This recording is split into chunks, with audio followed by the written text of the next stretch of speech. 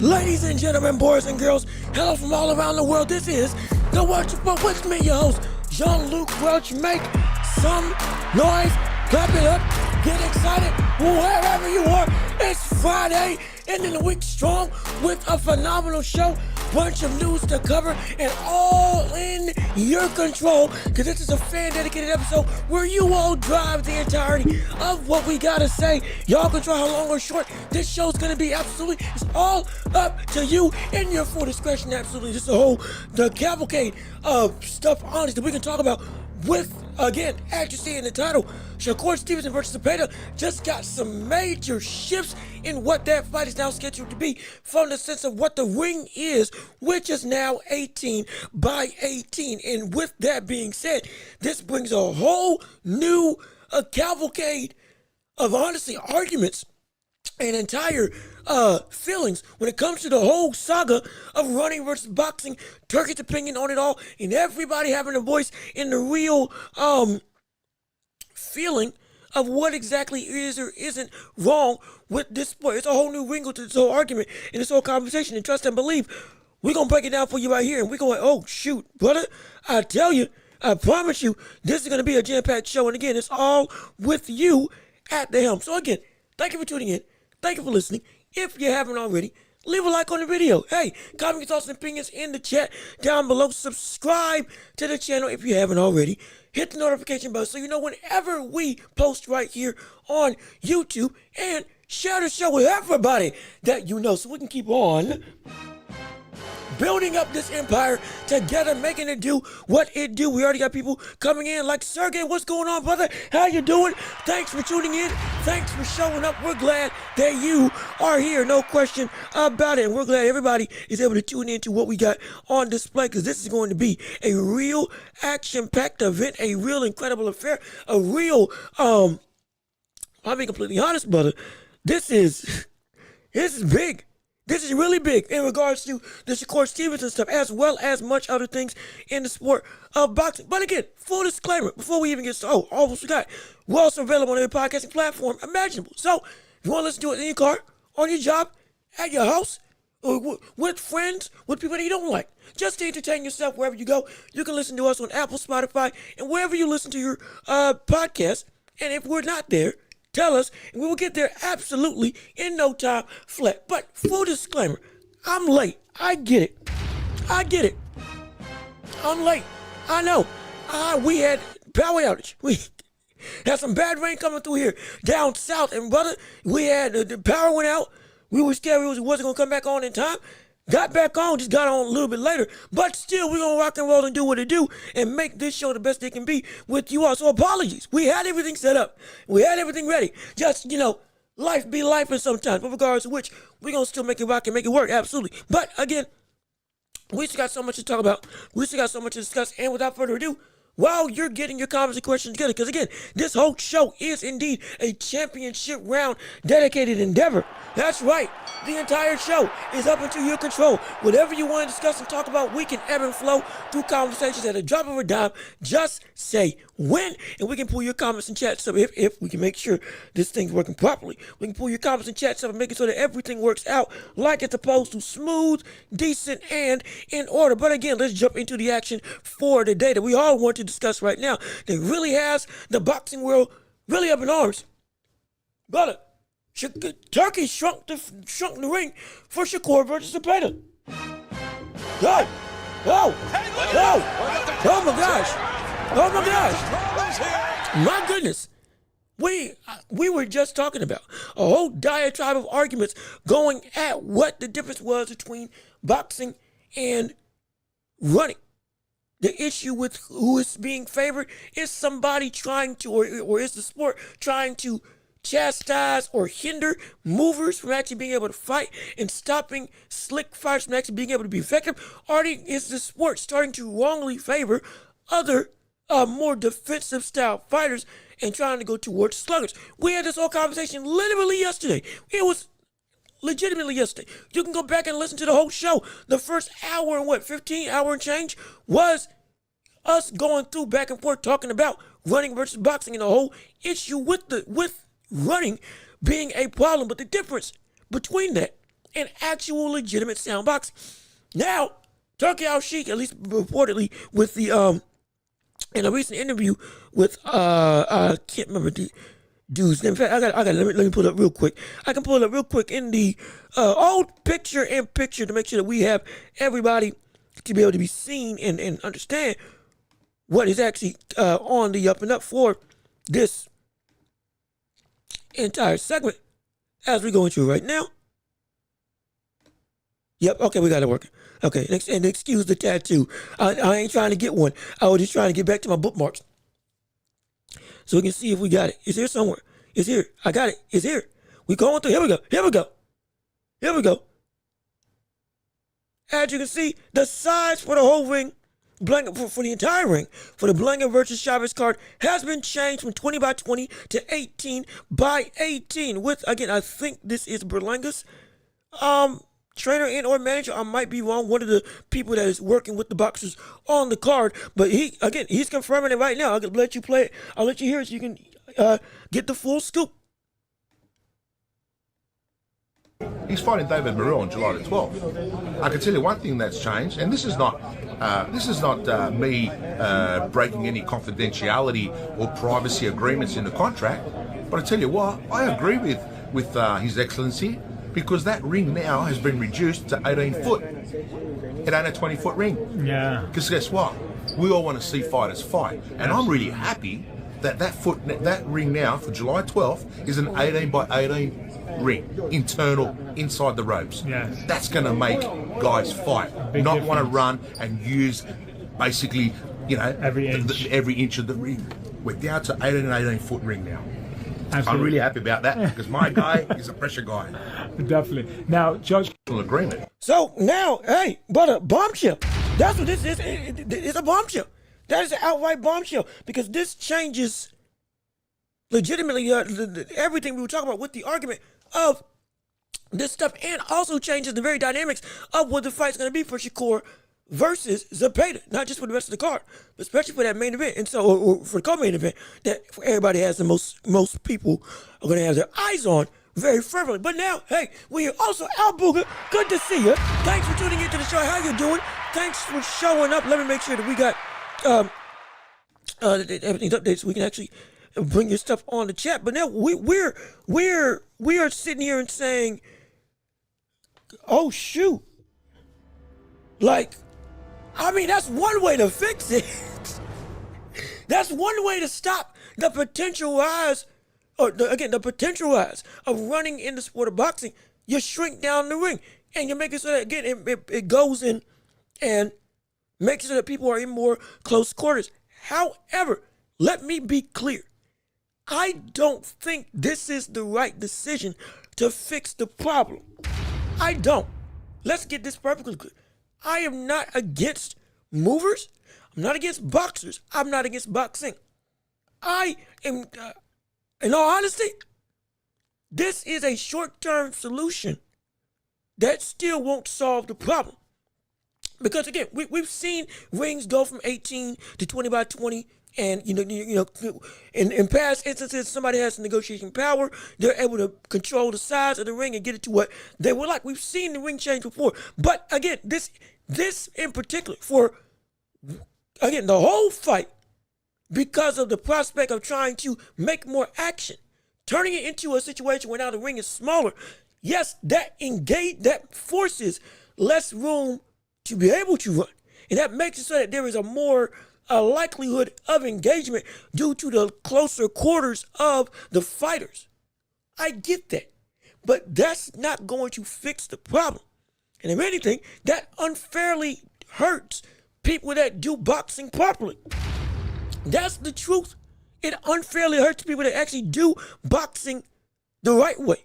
Do boxing the way that we're talking about boxing should be done. Using footwork and movement the way it should be used. Not in the way that we are all looking and saying, oh my, this is a travesty.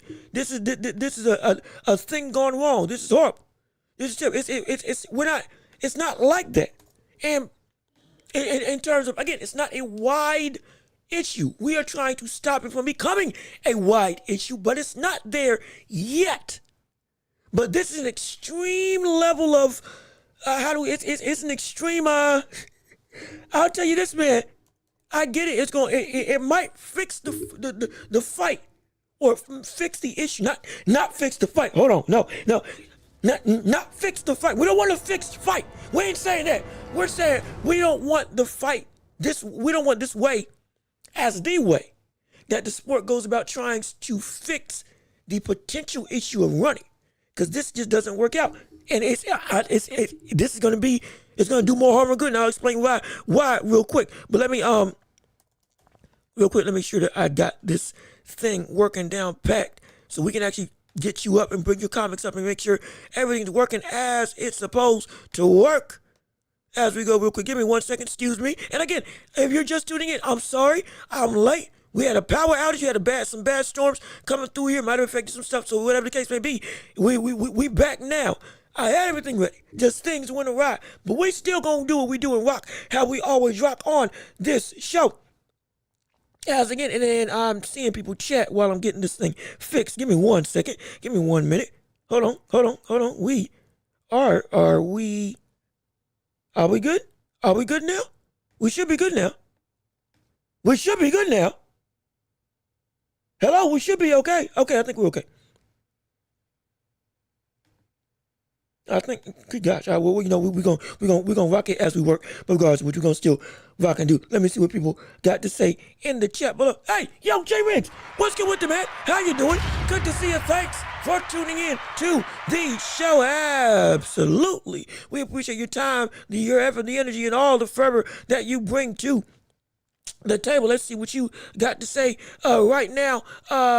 Only gonna help the pressure fighters and knockout artists. Gonna be called phone booth boxing. Yes, absolutely. Also, yo, Rick Porco, what's going on, brother? How you doing? Thanks for tuning in to the show. We're glad that you're here. Glad that you're back. Glad we're all working and rocking. What is this amateur? Hey, brother, look. If you talk about the show itself, look, we had a power outage in a bad storm. That messed up everything I had on my settings. So I'm trying to I'm trying to fix it as we roll. So I'm not.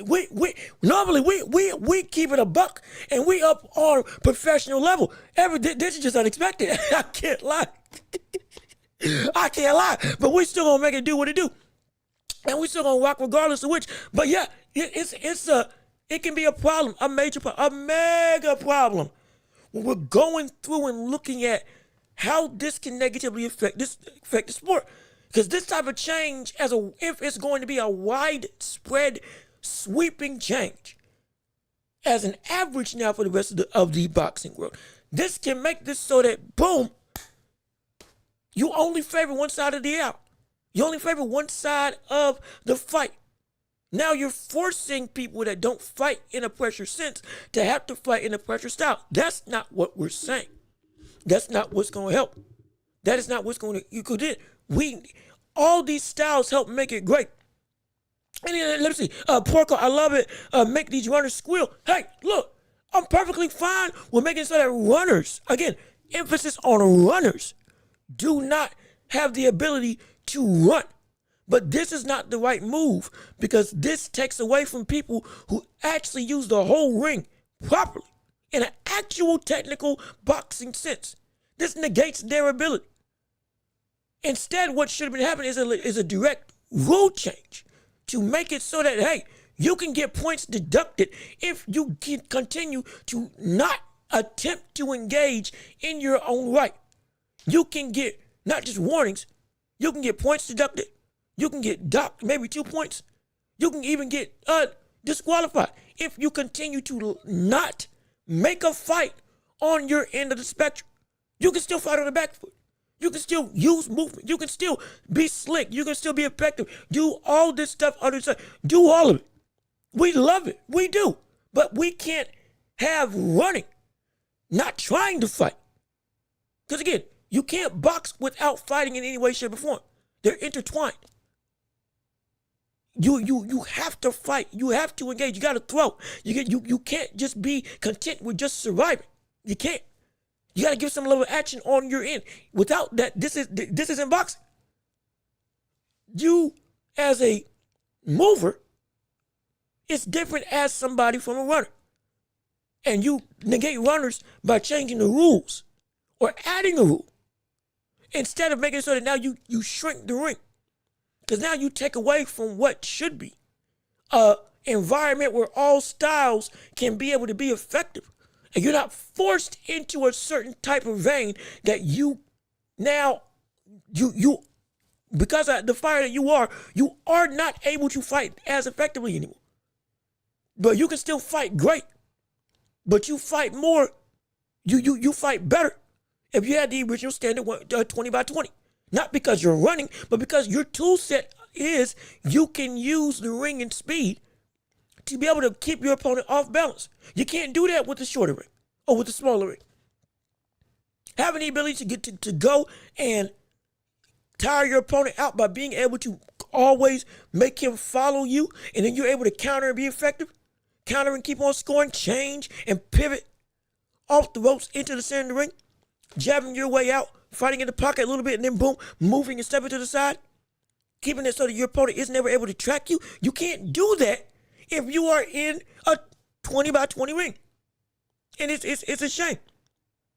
It's a shame. Listen, anything over 18 by 18 is too much. I'd like to see 16 by 16. Good gosh. Oh shoot. You want oh Lord. So Rich, I get the sentiment of wanting a brawl every since. I love it. We do. I do love a good old fashioned scrap, which is again as J Riggs, as J Riggs said, phone booth level boxing. Being able just to be, we here. Hey, ain't no getting away. Let's see what you got on the inside. Mid range is the long range. If that's the length of or that's the size of the ring, and boom, all action. I completely understand it, but that still is not an answer for the entirety of the sport. 20 by 20 is a ring that makes it so that if you are a mover, you are able to move effectively. If you are a come forward stalker fighter, you can still cut off the ring. The issue is not whether or not the come forward fighter is having too much trouble to potentially try to track down the mover. It's the fact that the mover in this situation is not a mover. He's a runner. A mover resets, repositions, but still is actively in the vein where he can get caught.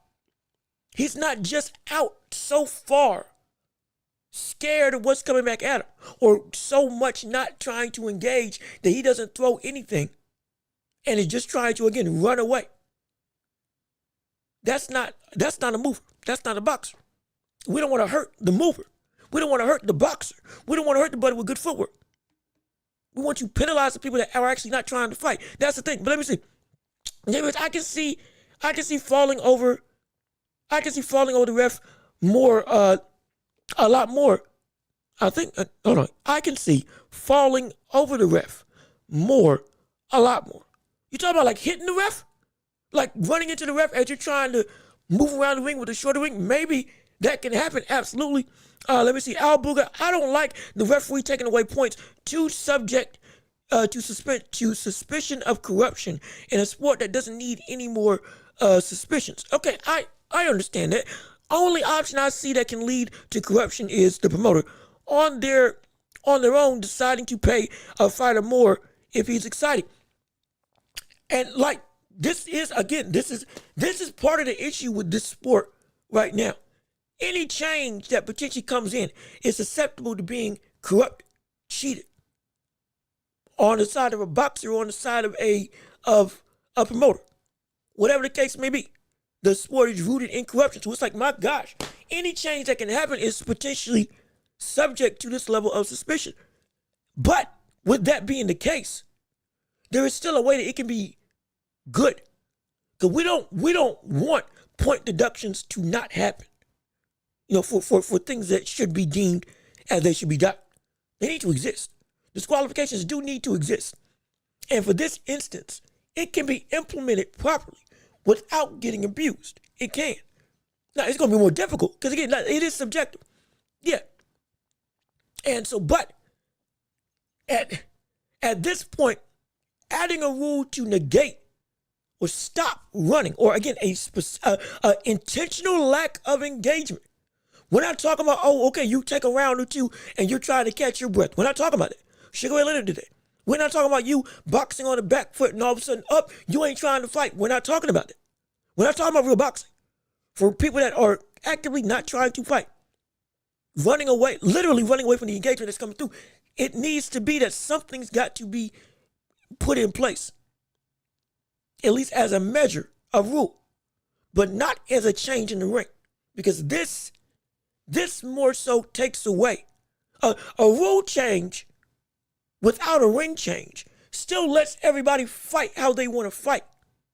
You can still use the whole of the ring like you can, like you've been training your entire life. The only issue is the rule change makes it so that there is something in the back of your mind that says, okay, I got to be mindful. So I got to make sure that I'm making this a fight on my own while still implementing my game plan. It would give the UFC does it, and they have a whole rule, or they have a whole, I think it's either a rule or like a regiment, whatever. I'm thinking of the wrong word, but they have an ability to make it so that the ref can say, hey, brother, come on in. We gotta make a fight. Stop this. Stop clinching and not getting any sort of advantage. Stop grappling on the ground with both of you doing nothing. Stop having such a bad level of striking when both of you or one of you are actively not throwing at all. We've seen refs in the UFC go in and pull them up together and say, hey, y'all gotta do something. You can't make this happen. You can't let this go. So we've seen it done properly. It can happen in boxing as well. But that, for me, would be better than having the ring changing, because then that eats away at the people that actually are boxing well. You hinder them instead of making it so that, okay, yeah, I can still do what I do. And for me, that ain't right. But let me see. Yo, Miss Queen. What's good with you? How you doing? Thank you for tuning in to the Shakur and pay my respects to the great Jean, man. Tanya the Great, Georgia Protect from Evil. Hey, I'm glad that you're here. Glad that you're back. Appreciate you coming through. Stay tuned for Deion Williams versus Shakur Stevenson. Hold on, wait. Deion Williams, hold on. Is that fight potentially coming up next? Let me make sure. Hold on a second. Unless you're talking about the ball player. Unless you're talking about maybe talk about Deion Williams. I don't know who that is. Excuse me if I'm being ignorant. I don't know who that is. I'm trying to think. You talking about Darren Williams? NBA 6'6" ball player that boxed Frank Gore and knocked him out? Again, if I'm missing it, please. Hey, excuse me. I'm sorry. I'm still recovering from us getting getting this thing together because the power went out, and so I'm talking and reading and working, and I got a lot going on right now. So excuse me if I'm missing some either jokes and or fighters that I should know about. But again, regardless of which, let me keep on reading. Al Booker, I agree with DQ. If fighters refuse to engage after federal warnings, ref should disqualify the fighter. Okay, I understand that. Old school stuff, throwing tire in the ring. Each competitor keeps 1 foot in the fight. You'll learn how to fight on the inside or go home and get stitches. Yeah, it will go home and get some stitches. Yeah, no, that's a viable way of box. No question, absolutely. They used to do that. I think they still do that now. I believe it's a great way to understand how to be slick, how to be able to also still capitalize and get to your opponent when there's no way to get away. To be able to still be able to be offensively minded while still defensively responsible in the heat of danger. It's a great training tool. Absolutely. No question about it. But again, that's not how every fighter fights. And just because they don't fight, they don't want to fight like that, doesn't negate that they're not great fighters. But you can't compromise what I have trained to do, genuinely trained to do in boxing. I'm not talking about running, actual boxing. And then all of a sudden now I can't use any of those things. That is harmful. That genuinely is harmful. Because again, Caleb Plant, we'll take Caleb Plant, perfect example. Caleb Plant is a brother who goes through and he's a phenomenal boxer. Yes, he's lost. No question. Just lost against Resendiz in an upset fight. Yeah, absolutely. Age might be getting to him. But even before that, when he lost to Canelo and Benavidez, and when he almost lost to McCumbee before turning around and knocking him out, he is able to box beautifully. And he learned how to fight on the inside from the fights that he gained with David Benavidez and Canelo Alvarez, like what he showed when he fought against McCumbee. And like what he was trying to show when he fought against Resendiz. When finally his legs were starting to fail him, he had to fight on the inside. So he's got dual ways to fight. We've seen it. Again, we saw him knock out McCumbee in close quarters, pushing him to the ropes and fighting on the inside. It was impressive. But that's not him. It's not him. Let's think. That's not him. If you force Caleb Plant to fight like that all the time, but his best attributes are his sweet feet and his speed with his hands and his ability to keep you off balance in his footwork, to use his jab, change angles, score, and then get back to safety while still being effective offensively, you're taking away and you're hindering the best version of Caleb Plant. And if we do that for everybody across the board, the only people that would be at the top wouldn't really be a diverse cast of people. It could be, but it would be less likely to. Because then, now, hey, I don't have power. I'm not big, but I'm fast and I got good feet. I got great instincts, but I ain't got a great chin. But I'm going to be forced to get on the inside because of the ring that's required, and I can't actively use everything in my tool belt to actually be safe but still be effective. Like, what the world? I got long arms. I can use a phenomenal jab. Let's say hypothetically, I got the longest reach in the division. And I got one of the best 1-2s in boxing. But because of the close quarters of the ring, now I can't use my jab like I need to. And because I got long arms, I'm not as effective on the inside at all. I need to keep distance in order to be able to use all my tools and hurt my opponent to the best of my ability. Because I'm tall and lanky. Yes, you have some outliers like Sebastian Fundora. Sure. Like Rafael Espinoza. Yeah. But everybody is not like that. We know that. Everybody doesn't have that ability. And so, making it so that you have to then fight, on average, a small man's game or an in-ring type of war at all times, like that's not just bad for the fighters who have styles that are, hey, we trained to be able to use the ring but still be effective. That's bad for them and that's bad for the sport because not everybody's a slugger. Now, I get it. We want to go back to the old days of boxing. Actually, hold on. We still got people reading from the chat. Jay Riggs, from center of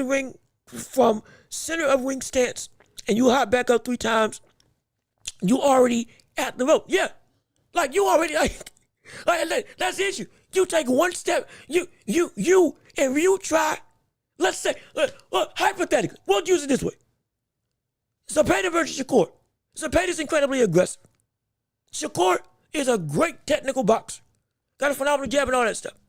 Some of his best attributes is being able to still be in the pocket and know distance so well that he can move his head back or take a half step back, jab with you. And then boom, it still seems like he's right there in front of you. But you can't touch him. But if you make a smaller ring, but if Zepeda's coming in wild and Shakur is trying to evade and keep the distance so he can be able to still be effective, but be safe. But he backs up once, he's halfway to the ropes. He backs up twice, 18 by 18. He's shelling up. He's like this now. Because all of a sudden, oh shoot, wait, I ain't got no more room. I was like, I just need a half step more and then I can counter him and then pivot. All of a sudden, the game plan that I need to beat Zepeda, 2.5 steps back when he lunges in and then boom, counter him. I can't do that. I can't. Even eking back messes you up because now where your reference is for where the end of the line is now skewed. Everything about this hurts the mover. Everything about this hurts the more pot-shotting like fighter. Everything about this hurts the more boxing. When I say boxing, I mean the more technically sound, fast feet type of person, and it doesn't help the sport as a whole. Shoot, this would hurt De Los Santos, because again, De Los Santos, the way that he can fight, yes, he's a slugger, yes, he's aggressive, absolutely, but this would hurt him. Lomachenko, this would hurt him. This would hurt a lot. You'd be surprised. Tank. Let's call a spade a spade. This would hurt Tank, because of how Tank fights. Oh, he's got so many knockouts. What do you mean? Brother, for the first 5 rounds, he backs up. For the first 5 rounds, he downloads his opponent by going and trying to see what he's going to do. Yes, he'll walk you down, but he'll also wait and back up, let you get your offense off, lull you into coming forward and show your cards, and use the ring to stay safe. And then after round 5, then start implementing the game plan to go and knock you out, because now he knows what to do to catch you. He can come forward and come backwards, but part of his game is moving backwards and waiting and downloading and being safe so that the second half of the fight, he can win. How many times we've seen this brother lose rounds 1 through 5, and then round 6 and on, he wins and he knocks him out? It's going to hurt him. Let me see. For sure, what's going on, brother? How you doing? Thanks for tuning in to the show. Absolutely. The ring is only going to help the weight bullies with aggressive styles. Prefer the refs making them engage more rather than a smaller ring. I completely agree, for sure. I completely agree. And again, for disclaimer, we have seen ring sizes change before. I get it. In specific instances, we've seen it. But we're talking about for a sweeping standard to potentially make this running problem no longer a viable problem. I don't think this is the answer. Putting emphasis on refs, making sure that engagement is taking place, and putting emphasis on it, potentially a change to the rules to make it so that there is a line of demarcation for what is and is not running. So everybody understands, hey, if I get docs, this is why. And make it clear cut with specific examples. But that's better than this, because this harms everybody. But let me see, Jay Riggs, not Loma, because Loma would pivot around the middle of the ring. No, you're right. Now, again, when I say it would negatively affect everybody, and when I say Tank and Loma, I'm not saying that Loma wouldn't still be Lomachenko. I'm not saying that at all. I'm not saying Tank wouldn't still be Tank. But we have seen in both instances, Loma with both fighters, with how great that they are, they've still, at times, have needed and have been successful with fighting moving backwards to lull people into traps, to get away from pressure, to lead you into something and then pivot back out. They've done it. They have. And I'm not saying it would hurt Loma and it wouldn't work, but I'm saying it would indeed have an impact on Lomachenko. He can overcome it because he's just that great. We understand that. But if he needed to move backwards, if he needed to use actually the whole ring at times to get away and to reset, if he needed to do that, he wouldn't be able to nearly as effectively. Again, we've never called Loma a runner because he's not. We call him a ring general because he uses the whole of the ring.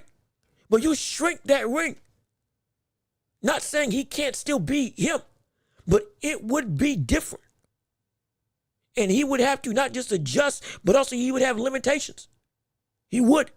And we're talking about a fighter who made 4 people quit, who won the title in 4 fights. Almost for his entire career, every fight's been a championship fight. He's been pound for pound number 1. And he's he has been an example of some of the greatest footwork that boxing has ever seen, regardless of era. We're talking 1800s to now. Loma was one of the greatest footwork movers that we have ever seen in the sport. That's a wholehearted truth, for real. But this can be a problem because even he would have to be like, oh my, if I need to do this, I can't do this now. Can I adapt? Sure, but it's like I can't use what I trained, and that's a problem, at least for me. But again, on the whole, for most people, it would affect negatively. Because again, everybody ain't Loma. Everybody ain't as adaptive. As we've seen with Caleb Plant, if it becomes an inside war, though he can fight there, it's not where he needs to fight. We've talked about this. Though you can have multiple types of styles to be able to adjust to what happens in a fight, which is great, and you need that. There is still an objective best style that you are able to fight at that makes it so that you are indeed the best version of yourself. If you are forced out of that, you need other tools so you can be successful, but you don't want to be forced to have to use those other tools as your main tool. It's like, you can hit a nail with a hammer. Absolutely. If you need to, you can hit a nail with a shoe. A steel toe shoe, if need be. If need be. If you get good enough. There's some people that can put a nail in with their bare hand. Through wood. Clean. One strike. Pop. And it goes down. But I'll tell you this. Though I know I can do it with a shoe, and though I know I'm strong enough to put a nail through wood with just my bare hand alone, jamming it in there, punching through the wood, I do not want to have to use my hand to have to push a nail through wood as my main course of action, though I know I can do it. Because, brother, I'm not going to be able to do that for long. Because that's going to hurt. That's going to hurt bad. But if I'm forced to have to do that, and it's like I've been training to use nails all my life by hitting them with a hammer, but now I'm not able to anymore because of outside restrictions. That's an issue. That's a problem. Now, my best work is compromise. And I've been doing the work the right way. Again, I'm not running. I'm boxing. But now I can't box like I need to because I don't have the same parameters. That has been the same stuff for like years. And so no, it's like winning on Mortal Kombat with just a sweep. Yeah, man. It's like I can do it. But brother, if I'm going up against a good ranked fighter, or I'm playing in a tournament, and one of the rules are to negate people spamming projectile attacks. You can only use 5 every round. And after that, no more. Now, the safest way to go and approach somebody is with a sweep. It's either with a jab or a sweep. Or, for my gamers out there, an EX move, which has extra power and armor. But that's it. Now, if I'm trying to, imagine, if you play games, Tekken. Imagine you're playing Tekken. And there is a situation where you got to fight King. Again, if you know Tekken, you know exactly what I'm talking about. Imagine a situation where you got to fight King. You have to fight King. And you can't, and you're using martial law. But you can't use kicks. Or even better, if you're fighting King and you have to use Steve Fox, but you're not allowed to use your slips to get on the inside. And the only way you can actually move is to step. As in like flick the stick. but you can't use the face buttons to step left or right, back and forward, do all this crazy movement. It's like, well, my goodness, that's insane. That's like saying, or if you're using King, that's like saying King, the only way you can use King in Tekken is as a grappler, you can only use 3 different types of grabs. Because we don't want to make it so that they just dominate the sport. Oh, it's not fair to grapple. Why? It's not fair. All you do is clinch somebody up and slam them to the ground. Oh, it's unstoppable. It's not. But at the same time, there is a way to make the games fair without making it so that you can't use everything that you have been trained to use and you got access to use. It makes no sense. Like, what the world? Like, it is. It's ridiculous. It really, it is ridiculous. For the sense of it is a ever flowing avalanche that can lead to something that everybody suffers by the time it's all said and done. And it can be a problem. Let me see. Al Booker King was my favorite in Tekken. He had crazy throws, combos, and good pokes. Yes, he is. He's one of my mains. Tekken is King, Steve, Martial Law, and who's the third one? Oh, who's the fourth one? Who's the fourth one? Leroy Smith. That's what I'm thinking of. Yep, Leroy Smith. That's my brother. Oh, that's my dude. That's a cold Negro. I tell you that. Oh, it's great. It's phenomenal. Let me see. Hey, yo, Trey. What's going on, man? How you doing? Thanks for tuning into the show. Yo, 18 by 18 is wild. Yeah, 18 by 18 is insane. It's ridiculous.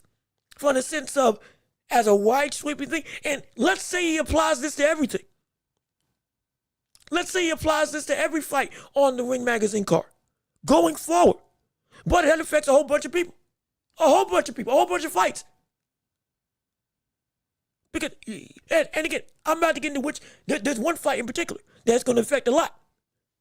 But before I get to that, I started a point before, and I need to finish it off. We want to go back to the way boxing used to be. For the sense of 70s, 80s, 90s, even 60s and 50s. From the standpoint of engagement, action, both people really duking it out. Yes, we love it. The golden age of boxing, not just for heavyweights, but just for boxing in general. Four Kings era, Wilfredo Benitez, and Pryor. We understand that fully. We love it. The G-Man. There's so many people that defined past eras that we saw, oh, it's great work. It's great boxing. And this is what the sport's supposed to be like. This is why the sport was one of the top 5 in America and one of the biggest sports in all the globe. But though we want to get back to that, they still were, you could still fight like you trained to fight in the past. You could still do it. It was just everybody was fighting like we wanted them to fight. Everybody was fighting. You still had people that were slick, doing damage on everybody. You still had people that were again sluggards, still being sluggards. Come forward fighters were still being come forward fighters. But there was a litany of people that were also, I may not be a slugger or a brawler or an infighter, but we're still gonna make it a war. It was still a war. Even with the opponent fighting off the back foot or being more of a slick type puncher. Iran Barkley versus James Toney is a perfect example. If anybody watched that fight. James Toney pieced Barkley up. I mean, pieced that, but mind you, this is the same Barkley that knocked out Thomas Hitman Hearns and beat him twice, I believe. James Toney comes through and fights him, whoops that man behind, coming up in weight. I mean, just destroys Barkley. And he was fighting, again, like James Toney fights. There's a lot of people would say there's a lot of people today that might say they have a problem with it. Because, oh, he's just moving backwards, he's just being slick, shoulder rolling all. Nah, man, he beat up Barkley's face to Kingdom Come. But he did it while still being slick and being a mover. That's what we want. That's what we want every fight to be like. No matter what the clash of style is, the action is still there. The entertainment is still there. The fun, the excitement. The chess match is still the chess match, but it's not quiet. It's still loud. It's still effective. It is still work. We want that. We love that. Absolutely. And that golden age is great. But we can't also try to force that in a way and implement stuff that they didn't have to deal with either. Because again, it was, I believe, if I'm wrong, I'm wrong. Please correct me. But I believe it was 20 by 20 back then. I believe so. And so it's not about the ring changing. It's about, one, the mentality of the fighters, making sure they don't fall into that trap or that mind frame of thinking that, yes, this is the best way to win. And two, making a standard in the sport so that we don't get genuine cases of running actually being effective. You can mold the sport back to what it used to be without it being so demonstrative that now you're unfairly taking away the abilities of other fighters. That, again, while it would favor more action, if somebody ain't got a great chin or if somebody doesn't have any power, but you're forcing them to have to fight on the inside at all times, and they can't use all the other tools that have made them be able to get to this level in boxing. That's not, is that fair for them? Is it fair for them? I ain't got no power and I got hurt hands, but I got great feet. All of a sudden now I can't use my feet to move because that's the only way I can win, because I can't stand and bang with people because I'm going to break my hand. There's a litany of stuff that it can. Amir Khan, fastest hands in the world at one point in time, but a glass jaw. You want to force that brother to stand and bang with the likes of Terrence Crawford? You want to force that brother to have to fight Canelo? Hypothetically, in this situation, again, in a smaller ring? Oh my gosh, no. In a big ring, you see how he got knocked out. In a small ring, oh shoot. That's insane. But let me see. Is 18 by 18 just Turkey League or every league? I believe for this card, it is 18 by 18. For this specific fight. Standard size is 20 by 20. Standard size ring, from what I remember, is 20 by 20. I believe the chat also told me this a couple weeks ago. Standard ring is 20 by 20. It can be changed to 18 by 18. It can even be changed to 16 by 16. If deals are struck between the fighters themselves, normally that's how it works. Or a negotiation table, somebody with more power says, hey, I want the ring to be this size, and that's the only way I'll sign the contract. Sometimes that's what happens. But this is Turkey's rule that he put up specifically for this card to make it an 18 by 18 ring. So it's only for this one. Top Rank, Zone, Matchroom, all the other ones is still 20 by 20 unless changed otherwise. So the standard is 20 by 20. 18 by 18 is a one card specific fight.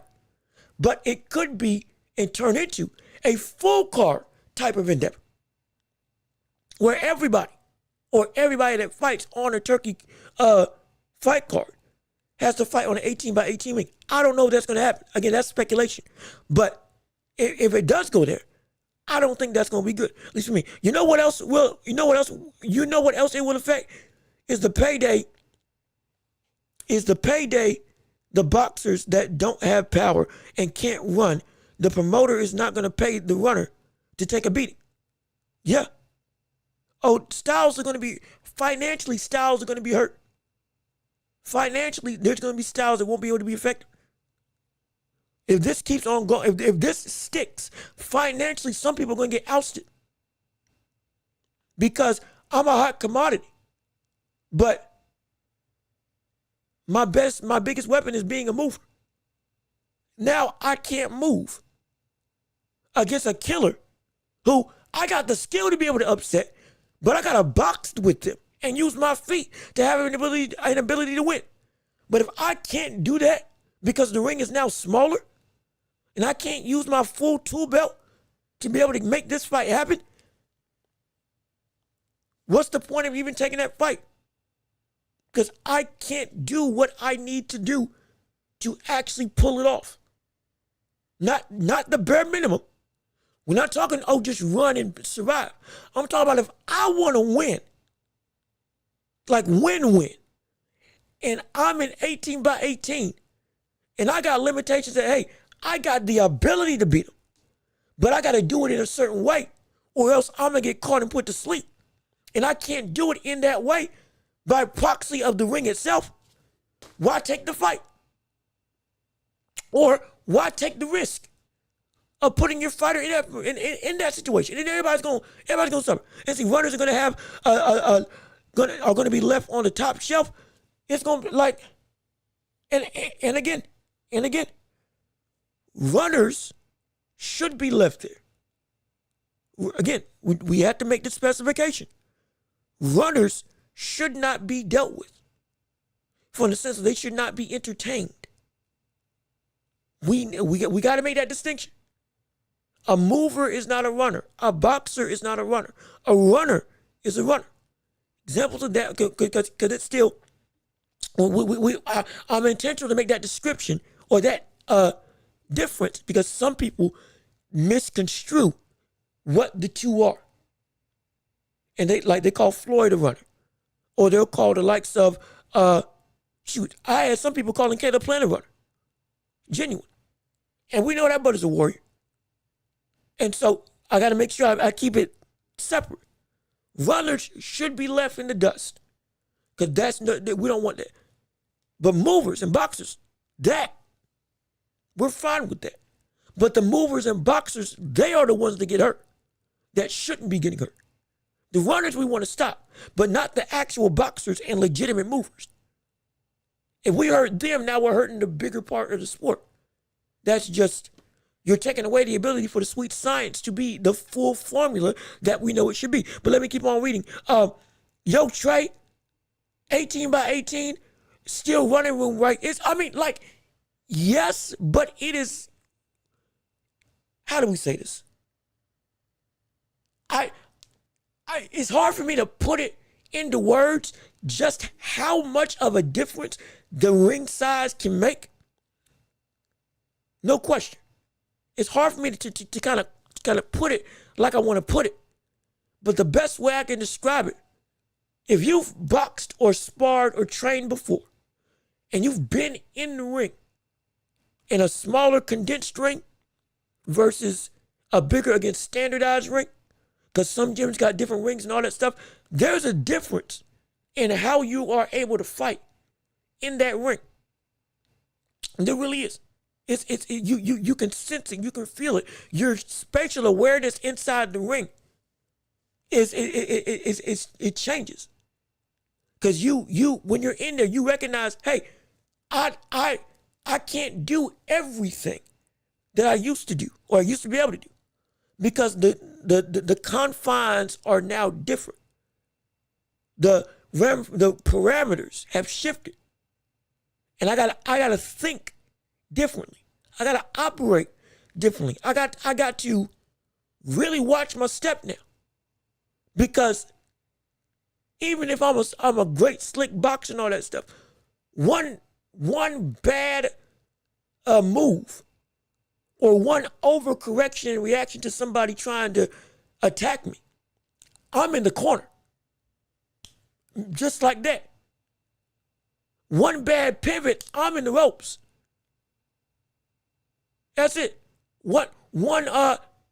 Shoot. 3 half steps back. All of a sudden, I'm hearing my corner in the ring as if they're in my ear, because I'm right up next to them. The spatial awareness is different. The whole environment shifts, and it dictates a change in how you think in the ring. It's the best way I can describe it, but other people and boxers and training coaches, they can talk about it too. Now I get it. You gotta do what you gotta work with what you got. I understand. I'm not trying to make an excuse for why somebody can or can't succeed. I'm not trying to say that. I'm not trying to make it an excuse. Oh, see, if he would have had a 20 by 20, he would have won. No, I'm not trying to be like that. But we have to call it, we have to be real. There is a difference that the ring makes for how much you can operate. It's like, I mean, the best way I can think about it, imagine if you're playing outside or you're playing in the gym and you're playing ball, hooping it up all around the globe. We love it. We love pickup basketball. Rec league, don't matter. Imagine you're playing there and you're on one court, but it's one of the smaller courts, but you're still running 4v4, 5v5. Y'all are going up and down the floor. Everything seems all hunky-dory. Oh, y'all got energy for days. Games are great. Everything's hooping. Everybody is great. Next thing you know, hey, team one on another court. It's y'all turn to go up. You go to them, and you go play on that court. That court now, instead of a normal park-sized court, is an NBA regulation court. That is not the same. That is not the same. It is not the same at all. Trust me. When I was in college, we had pickup runs on a blacktop and on campus, in the gym, by the eatery, and also we had runs in the actual stadium for the college, High Point University. It's just a shout out my alma mater, but we went there and blacktop runs, cool. The indoor runs that were by the cafeteria, cool, legitimately cool, and the court sides. Hey, we'll do them. Brother, we went to the team gym where they played, where like the stadium. Oh my gosh. Brother, oh shoot. Brother, we ran 3 times up and down that floor. And we were all like, yeah, we can't do this. Man, you want to talk about devastation. You want to talk about sheer fatigue and tiredness. We had, by the time 10 minutes were gone, and we were breathing heavy. I mean, we were breathing ridiculous. It was, shoot, man. It was you had to rethink exactly how you paced yourself. How much energy you were going to expend every time you cut. What type of dribbles you were going to use when you were trying to get to the basket. Because now the distance between the basket and the 3-point line, the perimeter, it's college regulation now. It ain't outdoor. Half court on the blacktop versus half court in the actual stadium are 2 different half courts. Like pushing the pace and trying to run a fast break on the actual NBA floor, actual college floor, versus on the blacktop. It's not the same. It's not the same. So you got to rethink everything that you do. That's what it's like fighting inside the ring.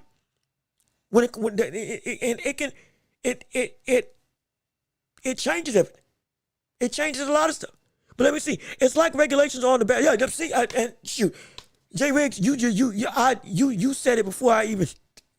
You literally brought up the example before I even read it. I'm so sorry. You said again. J Riggs said this before me. I am so sorry. He brought this up. I didn't even look at the chat to see you brought it up until then. But you're right. Everything, the whole story I just told, you just said it perfectly. It's regulations on the basketball goal and trying to throw at a carnival basketball goal or throw you off your game. That's how they make their money. Yeah, no, you're right. But like in this situation, it's not that they're trying to say cheat.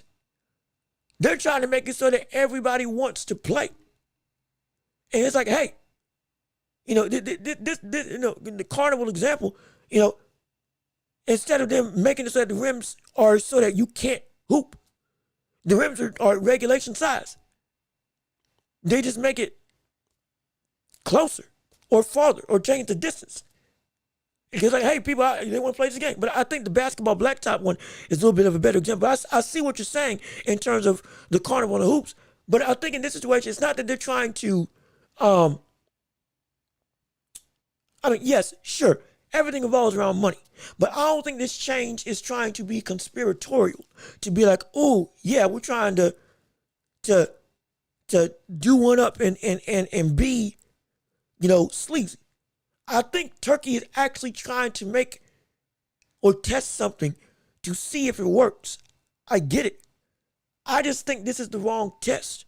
And this is more of a sport-wide, I don't want to say legal, regulation issue from a rules standpoint or from a ref's training standpoint that needs to be shifted so that they can still keep the ring, but have it so that the expectation for the fight is shifted in the minds of the boxers.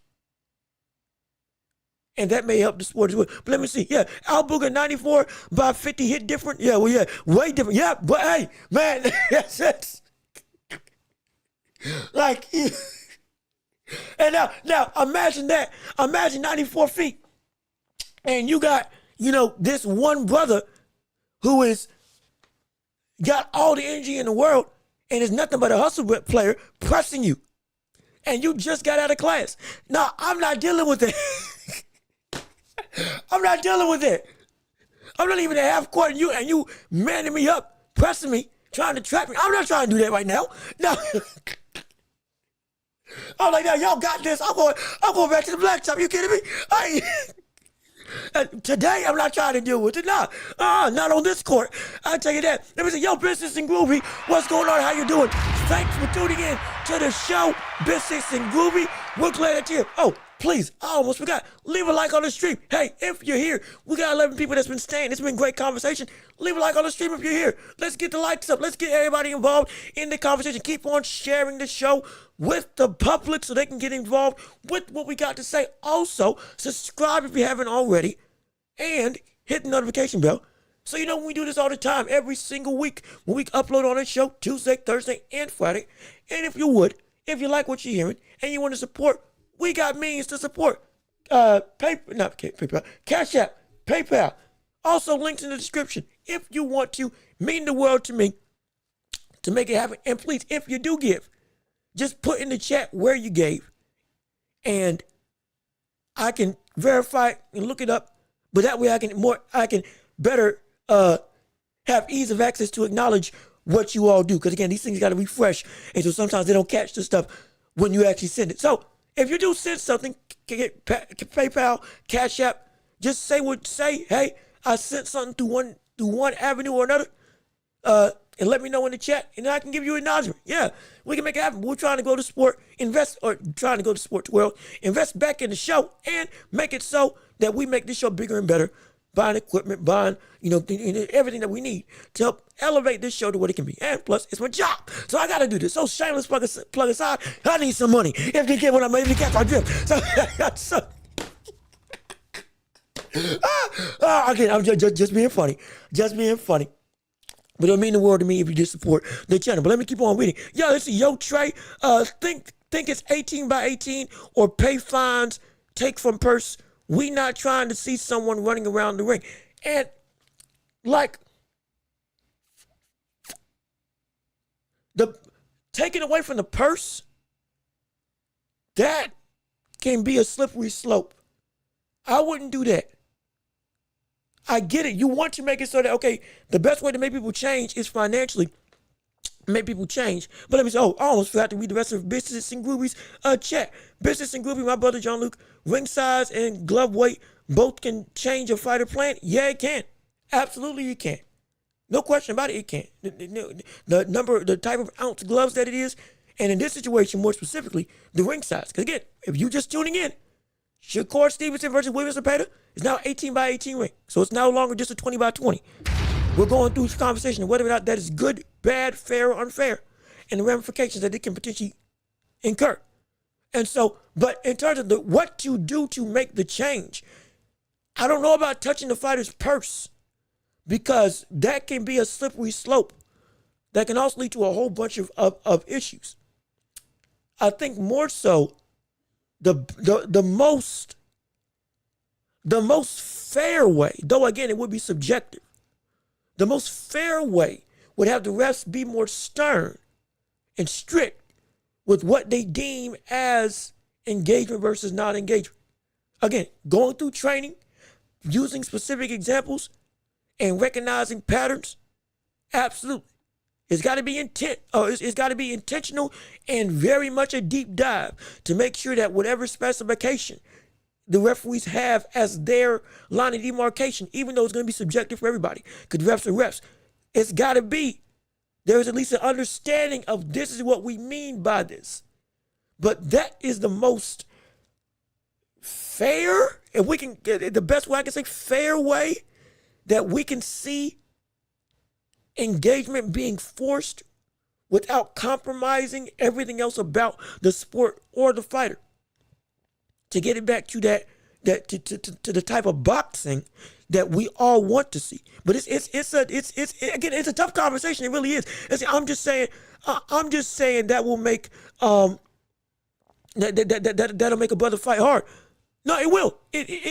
You absolutely right, it will. It will. It definitely will. Like hey, look, you. If somebody was telling me I'm losing money because of this, hey, we got some problems here. I'm turning out. Hey,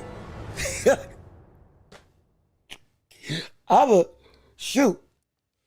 If that'll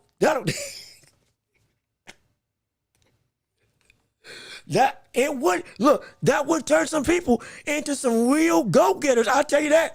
If they were like, oh, I'm potentially gonna lose out on my purse or lose out on a portion of my purse, it'll make them fight different. It will. It will. Absolutely it will. No question about it. It'll make them fight hard. Shoot, we gonna see people that are actually boxing well and doing everything right and genuinely boxing like we say boxing is supposed to be, not running, actual boxing. And because of the sheer fear of losing out on money, they'll spend the last 4 rounds fighting like Junto Nakatani did against Nishida this weekend, this Sunday. They'll start banging out just because, just to be safe.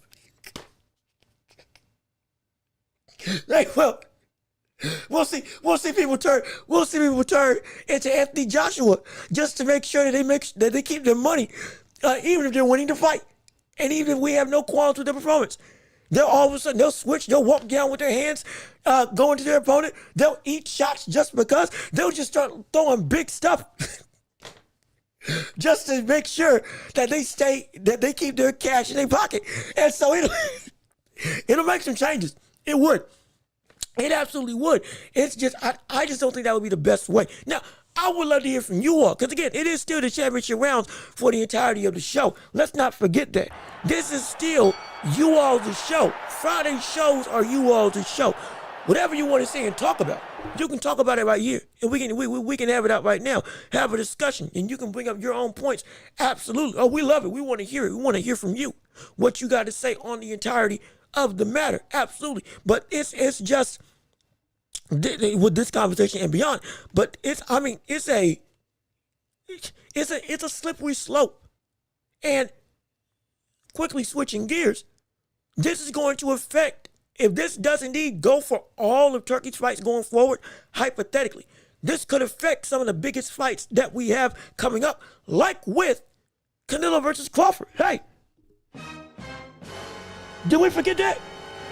Canelo versus Crawford is also on the card, or under the regime of Turkey Al-Sheikh.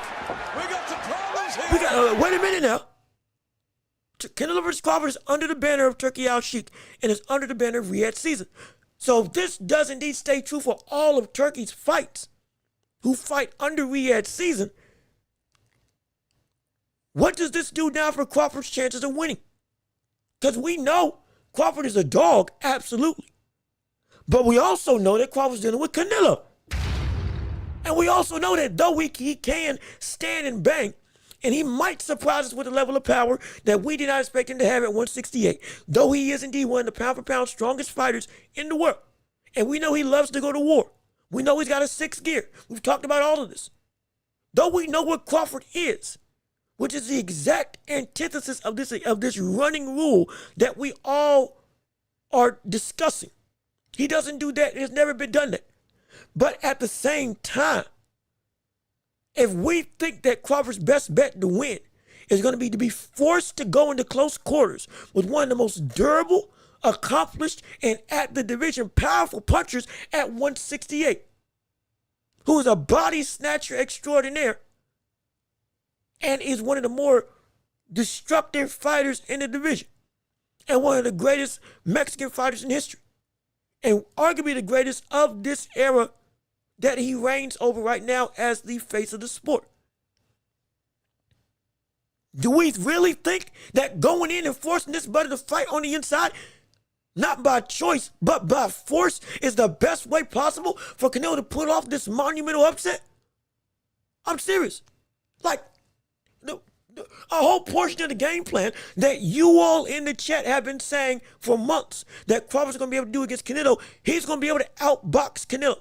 He's going to be able to outmaneuver and score on Canelo, counter the brother, as well as being able to make him miss often, gas him out, and then be able to fight an incredibly intelligent affair. Well, part of that intelligence is having to move with speed. And now with 18 by 18, brother, he can't do that. Not nearly as effectively. Not close to effectively. And we're not talking about William Skull. We're talking about Terrence Crawford. We're talking about Terrence Crawford now. We're talking about somebody that is just a ho-hum bum. We're talking about one of the greatest minds that this sport has to offer in this era.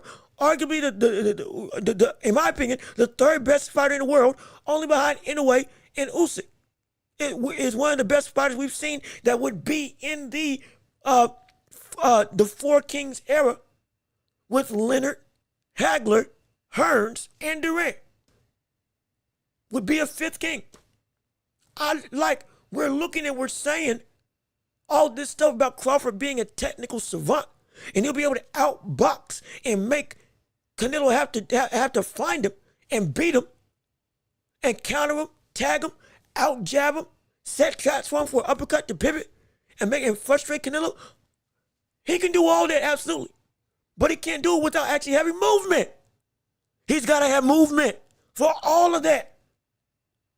And everything you all are saying as to why Crawford would win, which is a real argument, he would not be able to use that to nearly the same extent against Canelo, because why? The ring is smaller now. This is the slippery slope that we're talking about. And it can potentially impact one of the biggest fights of this year. One of the biggest fights of the last 5 years.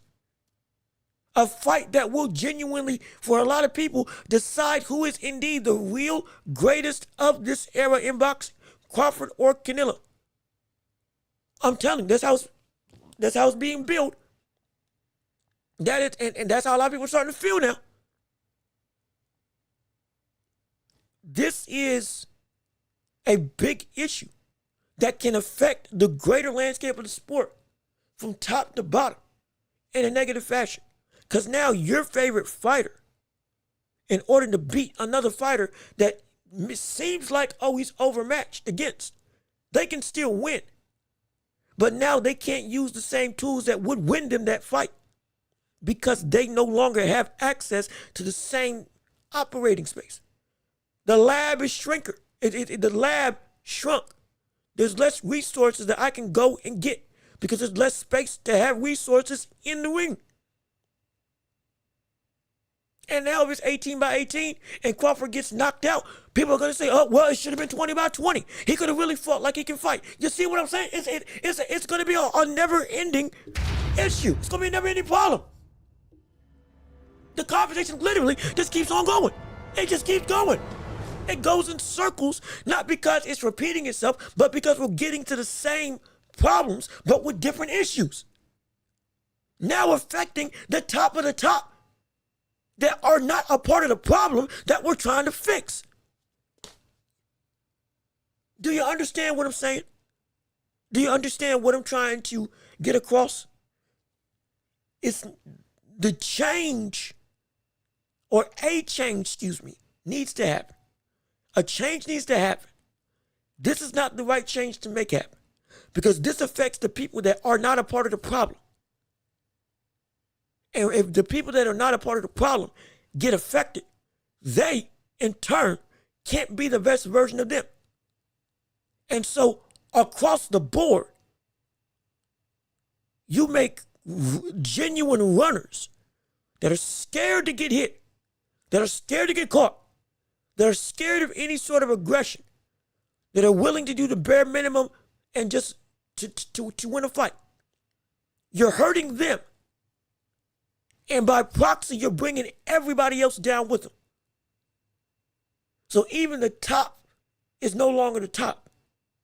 The bar is no longer the bar. The greatness of the elite are no longer the greatness of the elite at the same level because they can't, by proxy of an environmental change out of their control, that they were not a part in why it got changed in the first place. It can force everybody to go down. Some by a little, some by a lot, but everybody's going down. Some may get elevated, but I promise you the vast majority are going to get de-elevated or are going to lose elevation. And it's not going to be what we think it's going to be. If this is a wide sweeping shift. Absolutely. Let's see, maybe 18 by 18 only for lower weight classes and maybe 19 by 19 for upper. And it's, maybe. You got an argument because the people are smaller. Okay, make the ring to better accommodate, but at the same time, the lower weight classes, we don't have to be concerned about that. No. Anything under 135, we've never had an issue with. We've never had an issue with it. We just got finished watching over the course of a couple years. Baron Rodriguez, Noya Inoue, Yuto Nakatani, Takeshi, and Tajiri, Takeshi, Nonito Donaire, and like a litany of other people. In fact, most of the cards that just happened over last Sunday. We had no complaints about any of those fights. And it was all bantamweight, featherweight, what's the bantamweight, featherweight, I think he had like a 115 rounder. But whatever the case may be, we've never had a problem with those. They are not part of the problem. The ring doesn't need to change for them because how they fight is they're already right there. They're already always in front of each other. And again, those lower weight classes box like we want the higher weight classes to box all the time. People say they don't care about the weight classes that are, the little guys, the small guys, but those small guys, for sure. Hey, for sure. Trey Mo, Al Booger, Business and Groovy, J Riggs. Everybody in the chat right now, how many fights have we watched from bantamweight, featherweight on down that have been stinkers? How many? How many fights have we ever seen? From Espinoza, from Nick Ball, Raymond Ford, Inoue, Junto, Nishida, Takeshi, all of them. Have we ever had a bad fight at 120, at 126 or below?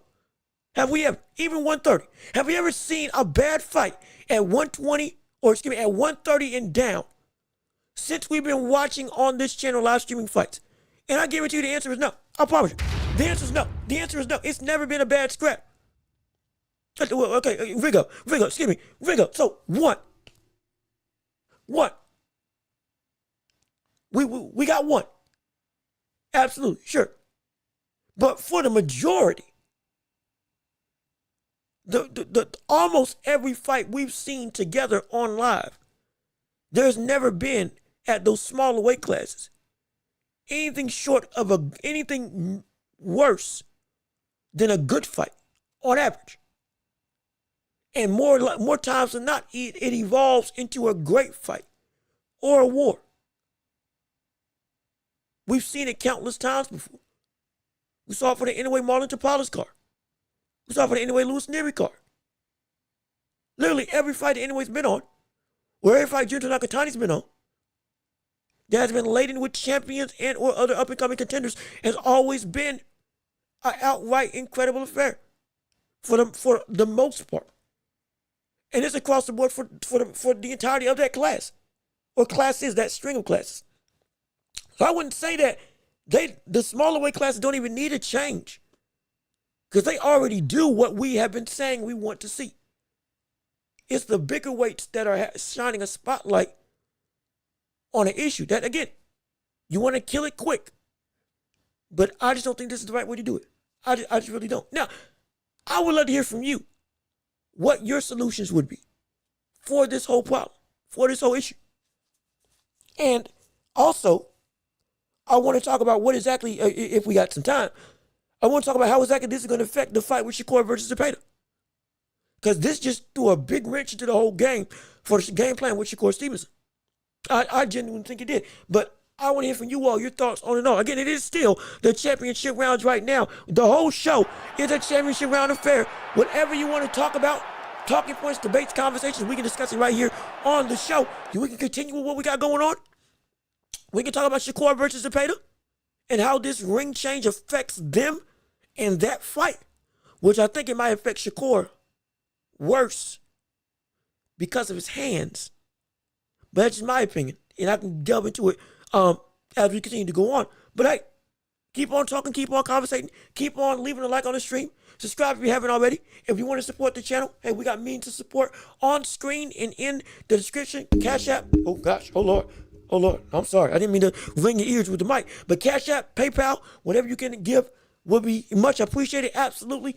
And we're still gonna rock and do what it do. But as we're looking through again, as we're going through now Shakur versus Zepeda, it's a big conversation with that fight in particular, because now Shakur, brother, he might be in trouble. Let's be real. He might be in trouble. He might be in some serious trouble, because the very thing that we were afraid of, which is his hands holding up, now are in even more jeopardy of being damaged, because those closer quarters of fights now are forcing Shakur to have to throw so much more. And it is a concerning issue, because we were already saying that if Shakur gets put in a real predicament, and I mean a real predicament, where we're seeing this man have to, and I do emphasize have to, go through and punch against Zepeda, which is going to happen anyway. But now even more fervently, because now Zepeda, with that relentless pressure, is going to have a closer quarters type of affair, and have less, I don't want to say issue, because it's always going to be an issue tracking down Shakur Stevenson, because his feet are amazing. But a closer affair and having the ability to close the distance and do his volume-esque type offense, it's going to be a lot easier for him. Let's be real. It's going to be a whole lot easier for that brother to do what he wants to do. It's going to be a whole lot easier for the likes of Zepeda to be able to actually be that volumeistic type of puncher, just like it was against Tevin Farmer when he fought in the rematch. It's going, I mean, like, you want to talk about a real, shoot. You want to talk about an avalanche of action. Zepeda is Zepeda's banging his fist on the table, because that brother said, hey, look, let's fight right now. If it's going to be 18 by 18, with how I fight and the potential damage I can put on Shakur, just about Shakur having to be forced to throw, because I'm going to be even closer to him, because the ring is smaller. Oh, it's all in my favor. It's all in my favor. It's all in my favor. And Shakur, this is going to be interesting, how he handles the most aggressive opponent he's faced to date, and one of the most accomplished opponents he's ever faced to date, in a ring that favors the opponent instead of him. Oh, it's going to be interesting to see exactly how this pans out. It's going to be so, oh gosh, it's going to be so interesting, because as much as we know, Shakur is Shakur. As much as we know that Shakur is a savant, he's a dog. He's one of the best technical boxers that this game has to offer, no question. But regardless of which, it's like these are parameters that we just haven't seen him in before. As I'm quickly making sure that we are A-OK with the stream. Okay, yep, we are. Okay, let me keep on reading the chats that you all got to say and mention as we continue to go through. Let's see. Yo, Trey, someone made Turk mad like Shakur before the apology about that money. Hold on, wait, let me see. Hold on. Let me make sure I'm reading this right. No, someone made Turk mad like Shakur before the apology about that money. Maybe so. I mean, maybe. Now, I think it's in terms of. I think Turkey is implementing this because of the investment he's put into not just the ring, but just for the whole, what he's put into this trying to get my words together. What he has put into trying to make this sport grand again. The back-to-back debacles that we saw that hurt his pockets. That hurt his pockets majorly. And so let me see. And so this might be why he's implementing this, because he's like, hey, I gotta make sure I keep my money in check as well. So we gotta force the issue and make action happen by force is what he does. But let me see. Let's see. Miss Queen, what about T.O.? He probably made you furious. Oh no, he did. I promise you. That the stuff and drama that we've seen around Turkey with T.O. and others, he's seen it. Absolutely. He's even responded to it. He's responded to it by going on Twitter saying the best response is no response. But he sees it. He does. And it's like, could this be a grudge? I don't know. And again, that's more speculatory. And while it's like, I get it. I don't think that's the real reason as to why. I just really don't think this is the right move. I just don't think it's the right move. I think it's gonna harm this, but again, going back to T.O. Now, Miss Queen, you might have seen us on. You might have missed some episodes that we've done here before. But he did call him that. He did call him that. Oh yeah, you're right. He did call him that. And it's like, people, again, speculative. I'm not saying any of this is true, but people do remember. People remember a lot. Some people forgive and forget, which is what some people forgive and forget. Some people forgive and don't forget. Some people don't forgive and never forget. Now, you ought to forgive. Absolutely. No question. Is Turkey potentially doing all this stuff to hold a grudge? I can't say for certain. When I can talk about real talk, never trust a trillionaire, billionaire. Well, I mean, if you see what's going on in America right now, it's a war. It's a war between the rich and the poor. But again, whole nother conversation. We're actually a good point with T.O. Because I think we was actually, y'all actually reminded me with something about Teofimo Lopez that I didn't want to discuss. I think we talked about it in the last show, but I don't think I got to ask you all's opinion. With this move of T.O. potentially going to the PBC, we covered it earlier in the week. I don't think I got to hear from you all on your opinions on that move. What is being speculated is he's going to get that fight with Tank and to go and sign with the PBC. I said that he is dumb for doing it because he doesn't even know if he'll get that fight because Tank has not taken any real test, especially when they've been put right in front of him, which is ridiculous and insane, especially of recent. After Ryan Garcia, there was a major drop-off. Frank Martin was good, and then he never went back to that same level and instead got Lamont Roach. We covered that whole timeline. We get it. Gonna fight Jake Paul? We covered it. We get it. Now, T.O. going there, I don't think it's a smart decision. T.O. shot himself in the foot by nixing his opportunity to get the most money he would have gotten in his career by fighting against the likes of Devin Haney, walking away from the deal. Now, he said he had some personal problems, but yet, and he's going to step away. But instead of saying, hey, I want Haney when I come back, he is still on the road of marketing, calling out Tank, calling out Boots, as if he's going to be, if the fight gets made, he'll go fight again this year. Contradictions arise.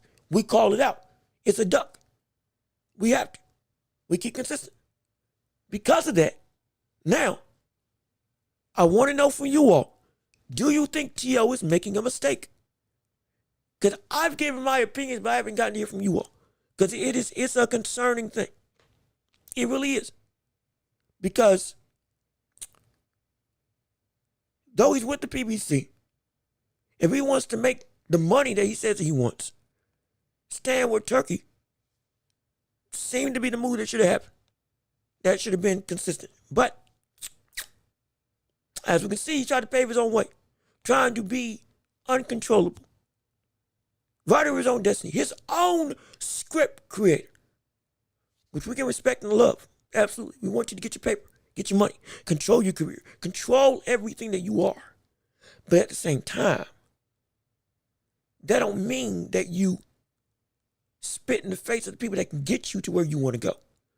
And it seems like T.O.'s doing just that. And it's just, it's an outright shame. It really is. It's so frustrating. It really is frustrating. And so, but again, I just wanted to give you an opportunity to say what you felt was on your mind for that particular topic. I know we talked about it, and I didn't get to ask you all, the public, how you felt. So again, put it in the chat and tell me how you feel, and we can see what exactly transpires and takes place under you all's regime, under your belt. Yeah, absolutely, no question about it. But as we continue to go through, I think, let me make sure ain't nothing else broke. Hold on, wait a minute. Before I continue, let me verify that nothing else is broken for the sense of news, information, anything like that. Because lo and behold, last time that I left something in the dust, it came back to bite me, and we got breaking news left, right, and center. Let me see, ain't nothing else. Let me make sure ain't nothing else going down. Oh, I forgot. No, we got a fight this weekend. Richards and Hitchens. Yeah, I forgot. Richards and Hitchens versus Cambosos. I completely forgot that fight was happening this weekend. My goodness. Great day. Shoot. It seems like it's going to be aggressive. If you can see the stare down right there. In fact, I'll show you the stare down as we can see it right now in the old picture-in-picture to give you a better sense of what's going on. I wish upon a star that one day Tank versus Shakur can happen this year. Now, hey, Shakur covered, Jean-Luc covered Shakur versus Zepeda before GTA 6. Hey, man, look, I'm waiting on that game. I want to get that game. That would be my first GTA, I can't lie. But brother, if they delay it any longer, it better be polished. That game's probably gonna be $100. I can't lie.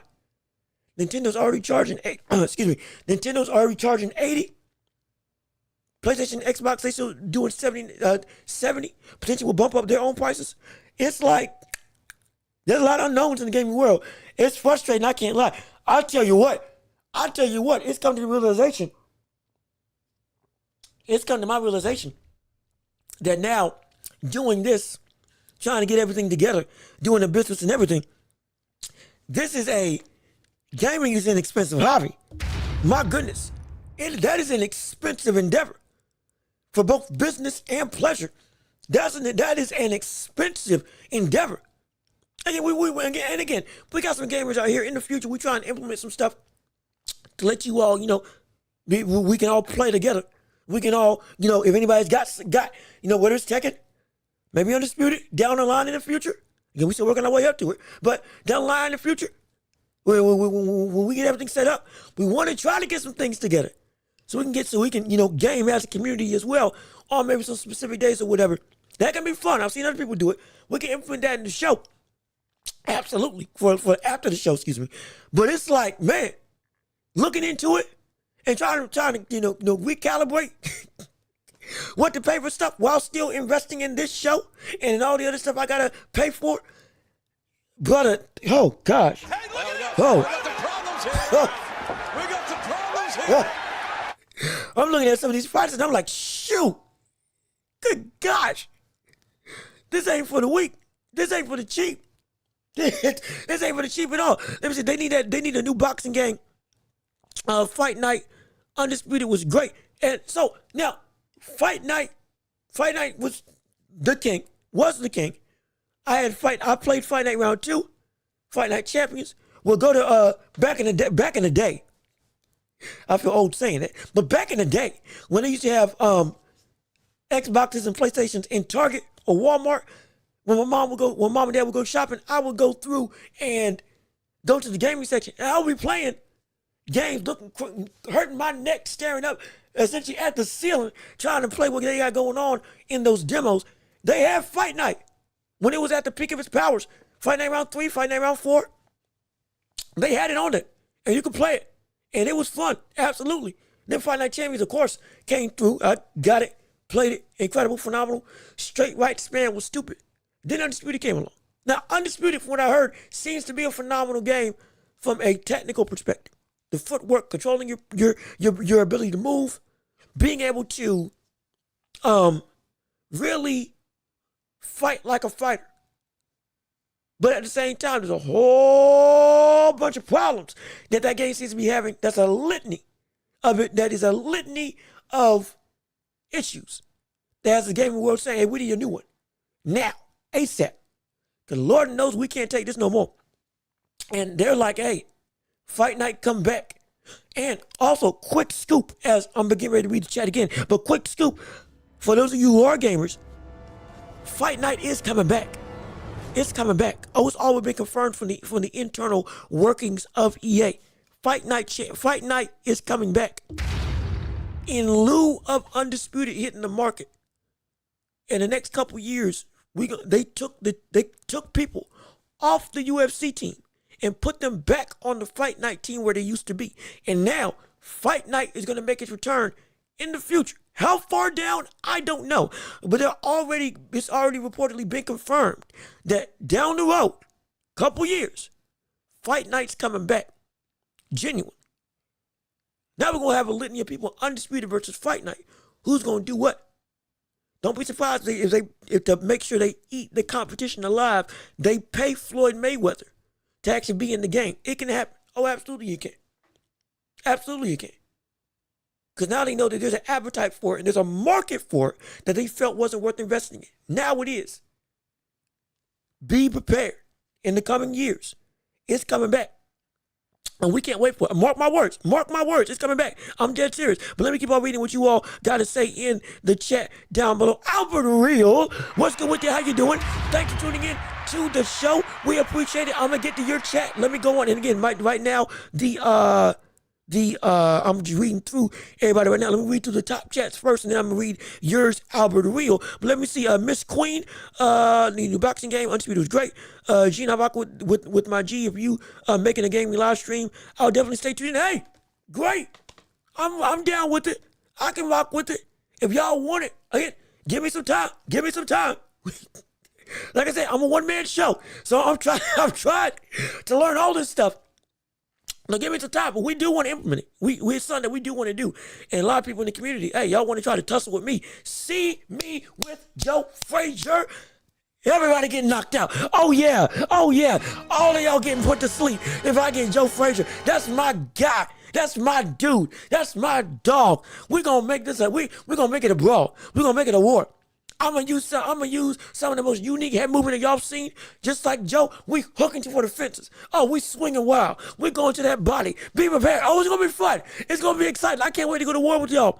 I can't wait to go to war with y'all in the future. on next gen when I'm able to get all the setup and get everything put in place down the line. But it's coming. It's coming. We do want to make it happen. But let me see. Albert Real, T.O. should have took the fight regardless of Devin's performance, regardless of Turkey's control. That all T.O. had. Now T.O. has 0 fight. Thank you. Albert, you're absolutely right. You're absolutely right. All that T.O. had to do was take it. All he had to do was take that fight. That's it. He's chasing what doesn't need to be chased. He is running after a fight that is most likely never going to be made with Tank. Almost assuredly because of Tank. Because of Tank. And you had a fight with Devin Haney that it's a risk. I get it. If you lose to Devin Haney, you lost to Devin Haney. Especially with this stock dropping like it did. But still, everything else about you, of what you said you wanted, is still relevant. Because you would have gotten all of the necessary revenue that you say you deserve. Headliner that you say you want. And a title that you say is yours. Or it's going to be yours. The takeover involves around you taking over. The takeover revolves around you taking over whatever you go and step foot against. What the world? What in the world? If you're going to be the moniker, if you're going to be the moniker of the takeover, if you're going to be the moniker of being able to say, we are going to change boxing in my image. And real quick, I need something to drink. We're going to change boxing in my image, then that means it needs to be changed by me doing work. But it is not difficult. It needs to be changed by doing work. Why is that just so difficult? Why is that so difficult? For T.O. to understand that all he's got to do to be able to make his name really be what he wants it to be is to actually go about his nickname and actually take over the boxing game by fighting everybody that would make that takeover complete. It is common sense. It is common sense. It is nothing but common sense that everybody can see but him. Everybody can see it but him, and it makes it odd. It's so frustrating. It's so frustrating. I don't get it, but it's happening, and it's infuriating. It honestly is infuriating. That's the most complete thing I can say. It is infuriating, it is distasteful, it is disgraceful, and it is just all around bad. It's all around bad, but let me keep on reading what you all got to say. Let me see, Tyson Fury looked like an NBA 2K glitch default character. Tyson, look, Tyson, his proportions just don't make sense. It doesn't. And then when he moves, it looks like a doggone, like I said, it looks like a doggone glitch. And it's insane. Oh, real quick, let me get something real quick. I'll be right back. Hold on. Let me get 1 second. I'll be right back.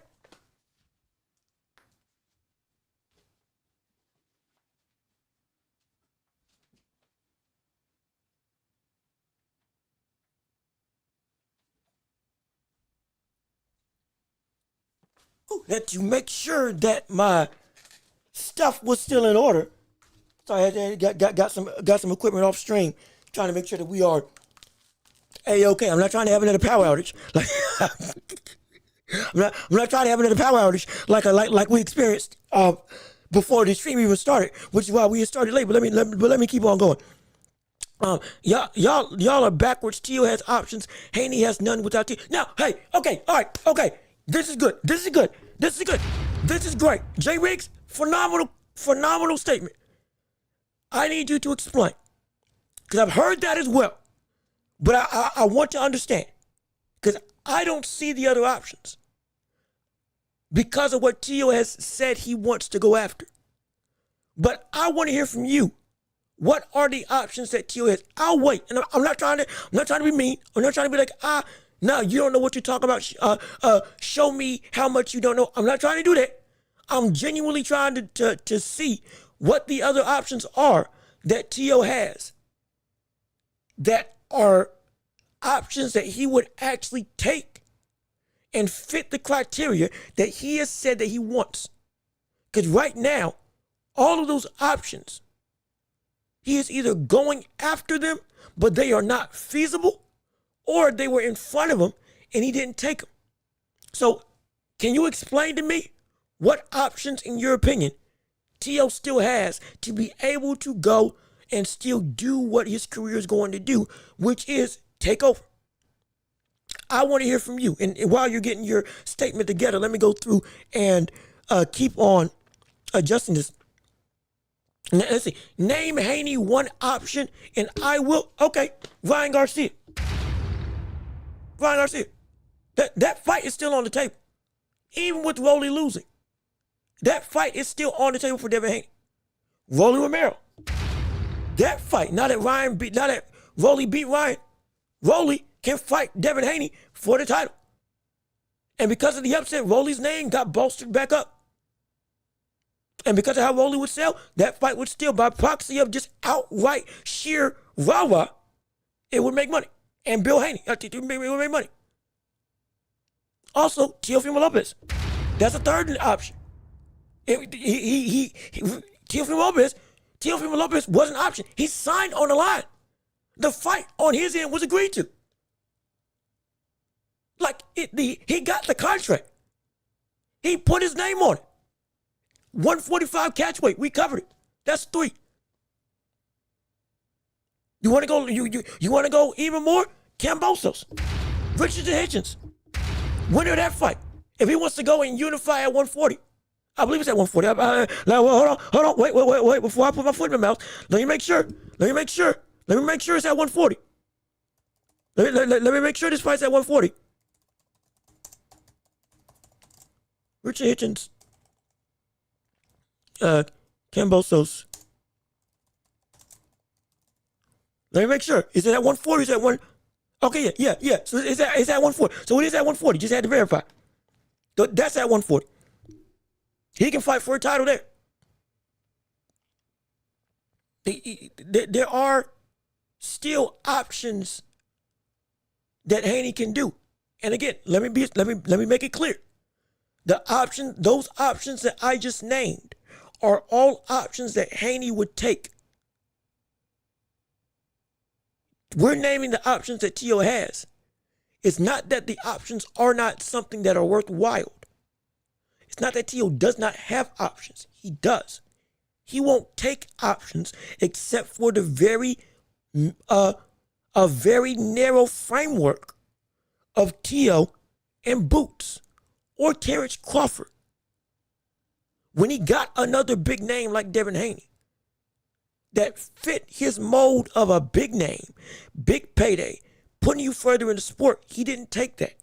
He's not going to fight. He's not even looking for a Hitchens right now. He's not even looking to call out Richard Hitchens or Kambosos for that rematch. He might call out Kambosos, but he might not. I don't know. He might think Kambosos is just too small, or too small for the sense of a star name, even though he beat him. And even though he needs to try to get his get back. Hey, perfectly fine. But the options that Tio himself has relegated himself to, I don't see him going outside of that framework. Because he's already shown he will throw as much weight around as possible to get what he wants to happen. And if he doesn't, he'll walk away. He did it with Top Rank. And he just did it with Devin Haney. So track record is showing me, I don't see what else would be different. But let me keep on reading what you got to say. No one wants to see rematch anymore. And Rolly already said he won't fight Haney. No one wants to see Kambosos. You're right. I'm not denying that Haney stock hasn't dropped. I'm not denying that Kambosos is not a big time name for a lot of people. But that still doesn't negate the fact that Devin Haney all the options that are on the table, he would actually take still. Teofimo Lopez. He's not taking any other. He's not looking to sign with any other fight right now except for Tio or Tank or Boots. That's the thing. He's playing some free agency game because he didn't get his way. And he could have fought Keyshawn Davis. Remember, we were here. We broke that news. We showed Keyshawn admitting it himself. I think it was on Cigar Talk, another interview. I don't know how he's supposed to get in all these boxes, but he's doing a great job. I believe it was Cigar Talk. He said that Turkey called Tio with Davis by his side and said, take this fight. Same money that you'll get if you fought Boots. Take Keyshawn Davis and fight him. And Tio said, no, Turkey, you promised me Boots. You promised me Boots. Mind you, Boots was still fighting at 147. Now it's almost all but confirmed to move up to 154. Turkey told him, forget Boots. Keyshawn's right here. I'll pay you the same money. This brother wants you, and this will be a great fight. And he didn't take it then. And he stuck to, I want Boots.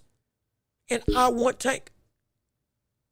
So, sure, Tio's got options that he can fight. Yes, it's still a division. But when we're talking about options, we're not just saying what are the people that are available to fight. This ain't like Inoue that we're talking about who beat everybody in the division. And now there's no one left to conquer. We're not talking about that. We're talking about you won't take the options that are the best available or that make sense or that even fit your criteria of what you're looking for if they are not the specific fights that you're saying that you want. And that's where we say he doesn't have any options. Because if that was the case, even with Devin Haney's stock dropping, strictly off the backs of Devin Haney and Ryan Garcia and the performance that they put up, Devin Haney was still one of the biggest names or one of the bigger names, and is still one of the bigger names in the sport. He is still marketable. He's a villain.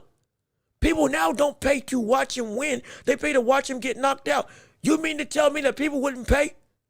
And regardless of everything that Tio has said to the black community, being racially bigoted and incredibly ignorant, going through all this stuff, absolutely, it's all wrong. But you mean to tell me that people wouldn't pay to see Tio knock out Devin Haney? Because that's what a lot of people are paying for Devin Haney to see right now. They want to see Devin Haney just getting knocked out. They want to see a repeat of what Ryan Garcia did. And even though it's Tio, even though it's Tio, and all the problems that come with him, they'll pay to watch Tio knock out Devin Haney to see if it'll actually happen, to see another butt beat. They'll pay to see that. So you would still make bank. Even if it's not as much bank, but it's still most bank you would have gotten. I am not trying to say that Tio doesn't have options. I am trying to, from my vantage point, Tio is not showing any options to actually be worth his own while to take. Even if they are still one of the more recognizable names in all the sport, like with Devin Haney. So I just don't see it. Let's see. Yo Trey, best of the best fight, the best of the best. But Tank started this, and Tio doing the same thing Tank did Picky Fighter era, and it's like, I mean, somewhat yeah, and like Tio wasn't like this. Tio was not like this. Tio beat Lomachenko early in his career while he was in his prime. He went over to Australia to fight Ken Bosos. He lost, but still he went over there. Let me see. Sorry, driving 6 hours home and listening to you in traffic. Oh, no problem. No, it's all good. No problem at all. It's all good. Again, be safe. Please, forget. If you're in your car and you're listening on YouTube and you want to chat, be safe. Forget it. You can chat afterwards and we'll come back. Get where you need to go. Good gosh. Yeah, 6 hours. Wait, oh, shoot. Hold on a minute. 6 hours? 6 hours? Brother, where are you coming from? Oh shoot! Jay Riggs, are you driving again? Are you driving your truck back home? You know, you might get potentially if that's. I know you work for Valero. I believe it's Valero. I believe if I'm wrong, please excuse me. I'm so sorry. You said it multiple times. I remember it. Sometimes I get the name wrong. I'm so sorry. But I know you work for him, and I know, but I don't exactly know what you do. You might be. Are you a truck driver for the company shipping stuff across the country? Now you're headed back home. If so, hey, I'm glad I can entertain you. Hopefully, I'm making it worth you out, and hopefully I'm not boring you. But it's 6 hours. Great day. Where are you coming from? Where are you headed? Where did you head from? Gosh, shoot. By the way, are you driving from California to like Chicago? Now even that ain't even a 6 hour drive. That's longer than that. Shoot, I don't know. Wherever you're getting to, when you get home, stay safe. Please stay safe. We want you. We value you and everybody here. We want you to make it home. Absolutely. But again, we comment when you can, but don't try to force yourself. Please don't. But we'll continue. But back to Yo Trey's point. When we're talking about this movement with T.O. recently, again, T.O. didn't do this before. And I'm confused as to why he's doing it now. T.O. he would take challenges. Again, fought long enough, we did it early. And then now, yes, he's trying to move his weight. Sure. But it seemed like now he had gotten what he had been asking for. But he still didn't take those opportunities. And it seems like he's limiting his own self unless he doesn't get what he feels is the best of the best of the best for him. And it's like, and again, if I know Jay Riggs, I know you're driving. If anybody else can help out Jay Riggs' point and point out some more options that T.O. would have, because I'm just failing to think of any that are, hey, yeah, he signed with PBC, he'll take it because it fits what he's looking for. Even if it ain't tank or boots, somebody help me, please. I'm genuinely trying to learn because I want to see what other avenues T.O. can do. Because all the ones that I named, either he got them and didn't take them, or to Jay Riggs' point, nobody wants to see them. So that's also why T.O. wouldn't want to fight them either. So I want to understand what is an option, in your opinion, that is on the table and is also something that T.O. would be looking for if he is indeed signing with the PBC, if you can help me out, just so I can get a better picture. But I'll keep on reading the comment with you all, but let me keep on reading the chat to see what else you got to say. This is Yo Trey. I can't see T.O. beating Brian Norman. Why he's set on boots. He should get Norman out the way.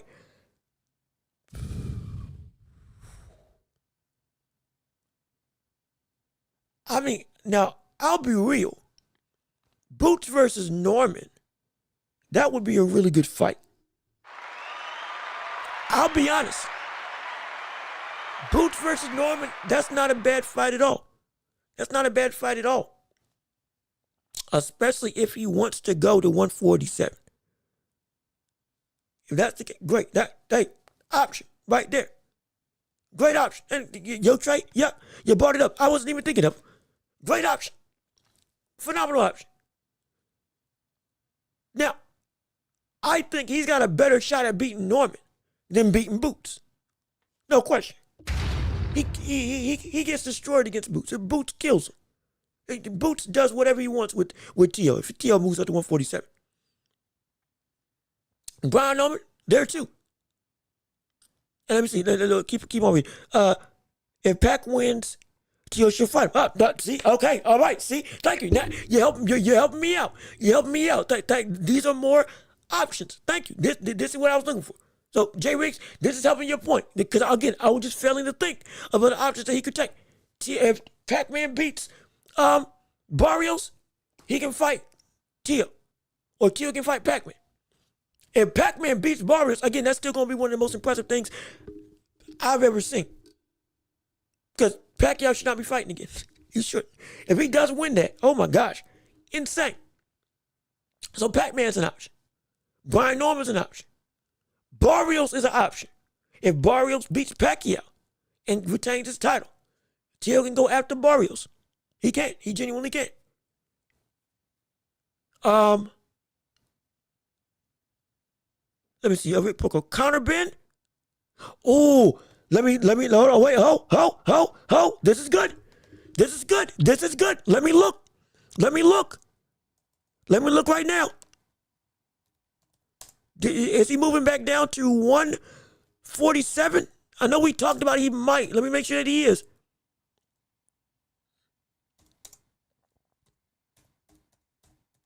Let me verify. Let me pull it up real quick. I'm going through the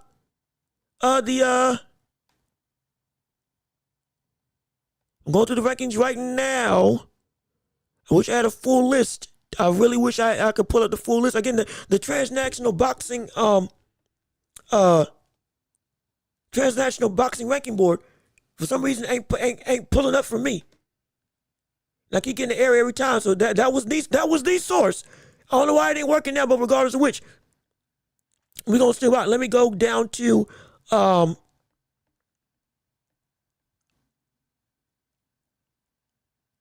where's it at? I'm trying to find it. Where the world?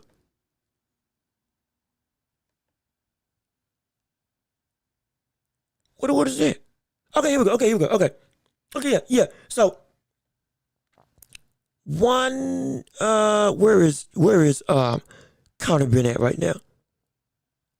He fought at middleweight against Eubanks. Phenomenal fight. And then he moved down to, is it 147? Is it 147?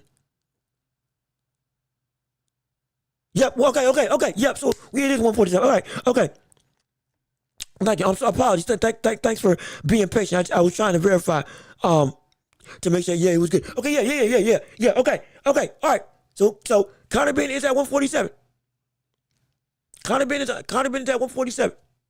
That fight's possible. After the war with Eubanks, name is also still big. Ain't got a title around him, but still is a viable contender. Conor Ben is an option. Blair Cobb is an option. Now, with Blair Cobb, Rich Porco, Blair Cobb is a name. He is a name, absolutely. However, I don't know if he's a big enough name that Tio would actually take as a fight. That's the only issue. Again, going with how Tio is moving. Conor Ben's an option. Pac-Man's an option. Barrios would be an option. Blair Cobb, I don't know, would be an option due to he's underrated. Sure. Perfectly fine. He would be the underdog in that fight. But he's an underrated fighter. But his name is still not up to that level. That would be a fight that Tio would, from what I can see, that Tio would want to take at this point in time. Because it's like the cachet wouldn't bring the revenue to make it worthwhile. I mean, he would beat him. But like you would fight him, make maybe 1 or 2 million. You'd still be getting the same concerns of not getting paid enough that you want to get paid at the start. Because Blair Cobb just ain't up there to that level, again, for me. And so I think the cachet, while the talent's beatable, and the name is on the rise, I don't think he would take that fight. But we'll, for the sake of this, we'll put it as a option, but on the lower tier of the rung, at least for me, from what I can see. Let me see. Ben is ranked with 154. And okay. Yeah, that's what was tripping me up. I was trying to see where he was ranked at, and I was seeing names both at 154 and 147. And I was trying to figure out where he was fighting concretely. But yeah, so yeah. I think he moved down to 147. And now he's going to be fighting with the likes of Boots, Norman, and others. And T.O., if he's going to fight at welterweight, that's an option he can take. If he's going to commit to moving up that high. So yeah, okay, it's an option. Let's see. Rich, you can see T.O. beating any, Rich, can you see T.O. beating any of those? Actually, that's a good question. Rich Porco and anybody else in the chat, of the names that we just listed, Pac-Man, or excuse me, Manny Pacquiao, Mario Barrios, Conor Benn, Brian Norman, Blair Cobb, how many names of those do you feel that he could actually beat? That he would actually be able to win against? Because right now, T.O. could beat Pacquiao. Right now, yeah. Because again, Pacquiao, he's 46 years old. T.O. can beat Cobbs and Barrios. Oh. Wait. Okay. Cobbs, Barrios, and Pacquiao, he can beat. But Conor Benn, oh, okay, so now the hang-up is potentially Conor Benn. Oh, that's a good fight. Hold on a minute. That's a good fight. That's a good fight. That is a good fight. Conor Benn versus T.O. at 147. That is a good fight. Oh, that's a good fight. I completely overlooked it. Hey, you know what? Jay Riggs, you got me. Jay Riggs, you got me. I'm wrong. The chat is helping you out. Because again, you drive it. But I'm wrong. Brother, there's a lot of options at welterweight that I wasn't even thinking of. That he could actually, hey, there's some good work. There are options there. I'll be completely real. There's some options there. I would love to see him. Now, the real question is, will he actually take those? Because of his own criteria. But there are options there. Full disclaimer, I just couldn't think of them. This is why we love to chat and we love this community. We're all helping each other out to get full context so we can be on the right side of being able to tell what's what and what's on the up and up. So this is good. This is great. There's a lot of options at welterweight. There are. It's good. It's really good. Ben is coming with more size and power. He hurt Eubanks at 160. He did hurt him at 160. And so now he's got, I think, more so. Well, I can't even say that because the power might be real at 160. Because he did rock Eubanks, I think, once or twice in that fight, in that war that Eubanks won. Ooh, that's a good fight. That's a really good fight.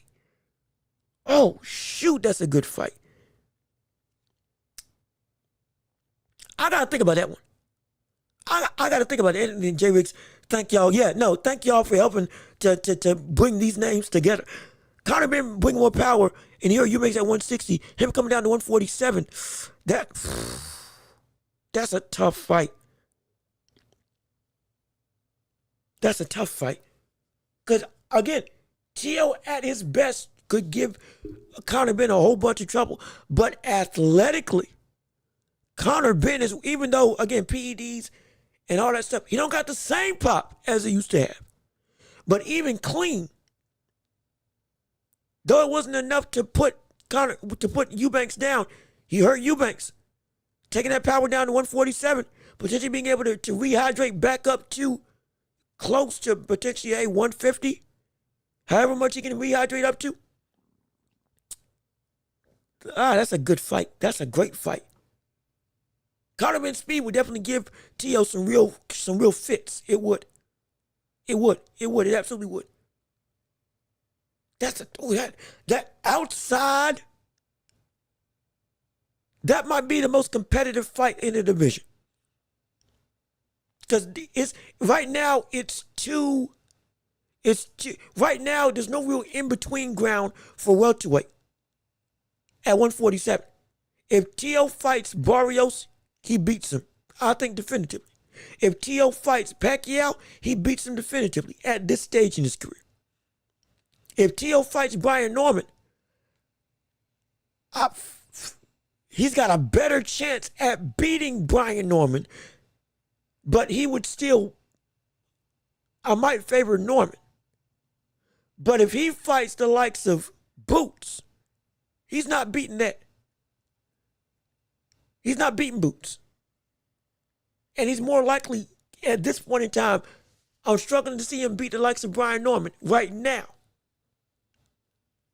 But the most potential 50-50 type of opposition might just be Conor Benn versus Tio. That may be the most split decision type of fight that I don't know who exactly would take advantage of.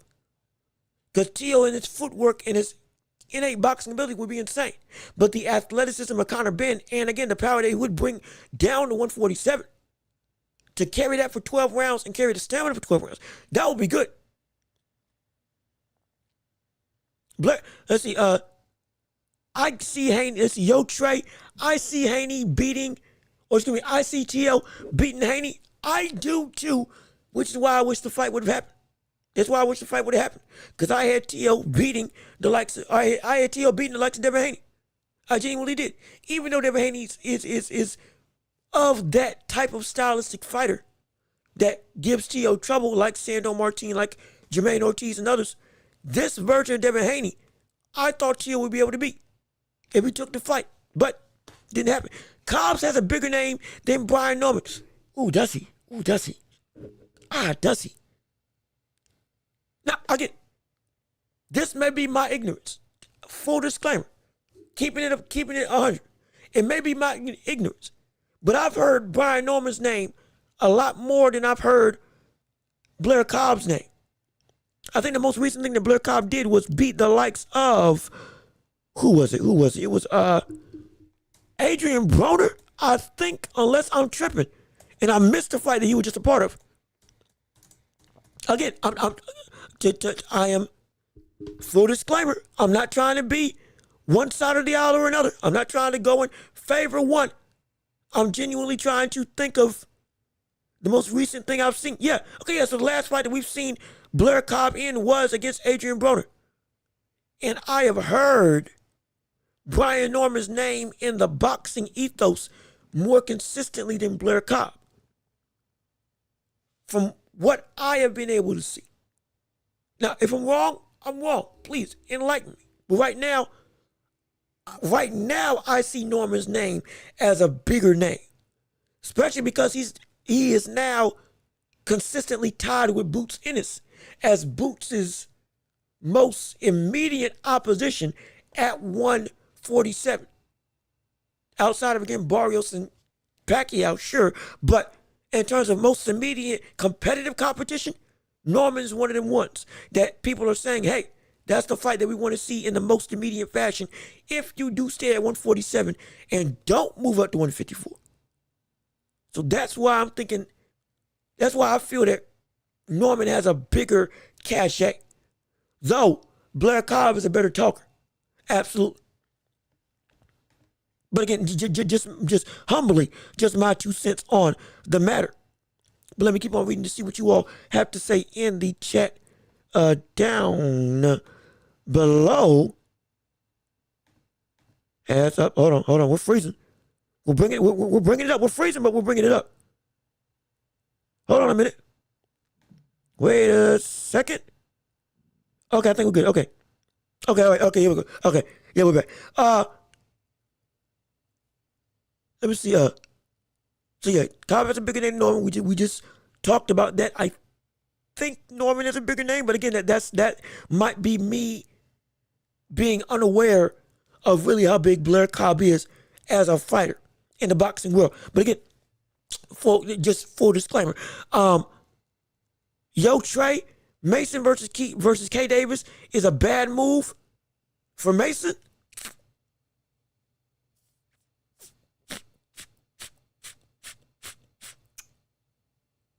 So Mason's now in that conversation that he is firmly in the mix of Shakur, Tank, Keyshawn for the tops in the division as a talent. He just got made, or he just got offered an opportunity to fight for the is it the WBO? Is it the WBO? I think it's a WBO title. Let me make sure. In fact, let me pull up my notes from the last episode so I can verify. But I believe he got offered in a shot for the WBO title after his fight against Nakathila. And now he's going to take it against Sam Noakes. Yep, Sam Noakes for the WBO title. When he wins that, now Keyshawn, it happens. I think at this point in time, especially after what we saw with Nakathila, I want to say that Abdullah is he's in that conversation. I don't want to say it's a bad move because he could beat Keyshawn. Let's be real. Let's be real about that now. We know what we're dealing with Keyshawn Davis, but we also see what we're witnessing from Abdullah Mason. Abdullah Mason could beat Keyshawn Davis. Don't let the potential size issues fool you. He could beat Keyshawn Davis. He could. He absolutely could. It's possible. It absolutely no question. It's possible. It is just the confidence in me for him to beat him would be better after he got a title. For me. And so if you want to say not yet, I completely understand. It's just from what I'm seeing with Abdullah Mason right now, especially in that last fight, I am not too far off that he couldn't get in the ring with Keyshawn Davis and potentially beat him. Now, we saw the face-off. We saw him duck the smoke. We saw him back down from the conversation. We replayed the press conference again before the whole getting stripped, missing weight, and all this. We replayed the press conference on this show for you all to be able to see that Abdullah Mason, hey buddy, you shrunk down. You look like you ain't ready. We saw that, absolutely. But what Abdullah Mason also said might be true as well. 1 or 2 more fights. Yeah. 1 or 2 more fights, he's ready for it. He wins the WBO title and he defends it against somebody. Then, at that point, it already looks like he's got the goods there. He would be able to give Keyshawn some real work. Now with even more experience and a title under his belt,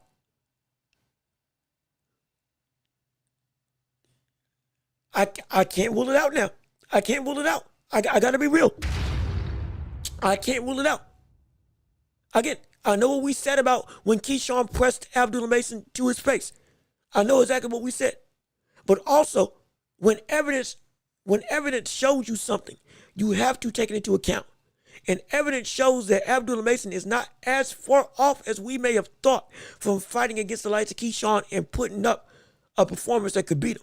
He ain't that far away from what I'm seeing as a talent. He ain't that far away. But if you're saying he's not ready, I get it. I do understand it. But let me keep on reading. Jay Wiggs, Cobb is loud and annoying as Broner, but that sells and Norman can't. Yeah, you're right. You're absolutely right about that. No question about that. Let me see. Keyshawn would, from Jay Wiggs, Keyshawn would have got KO by Mason last fighter. Oh, you're saying Nakathila would have knocked out Keyshawn Davis if Nakathila had fought Keyshawn instead of it being Abdullah Mason. Oh, wait a minute. Hold on now. Wait a second. Oh, shoot.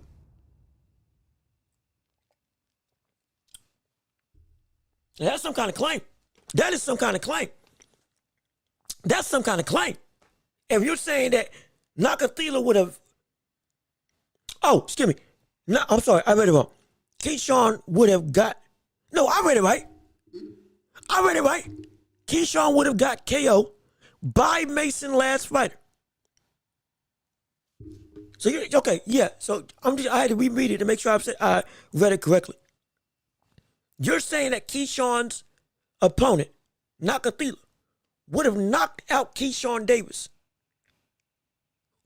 Abdullah Mason's last opponent in Nakatila would have knocked out Keyshawn Davis if they had fought against each other. Now that brings a whole new wrinkle to this whole game. It does. And if that's the case, if you feel that way, that further bleeds into the point that evidence is shown now that, hey, brother, Abdullah Mason really is not as far apart as we may think. If that's the case, unless I'm misreading this chat, if that's the case, then brother, oh shoot.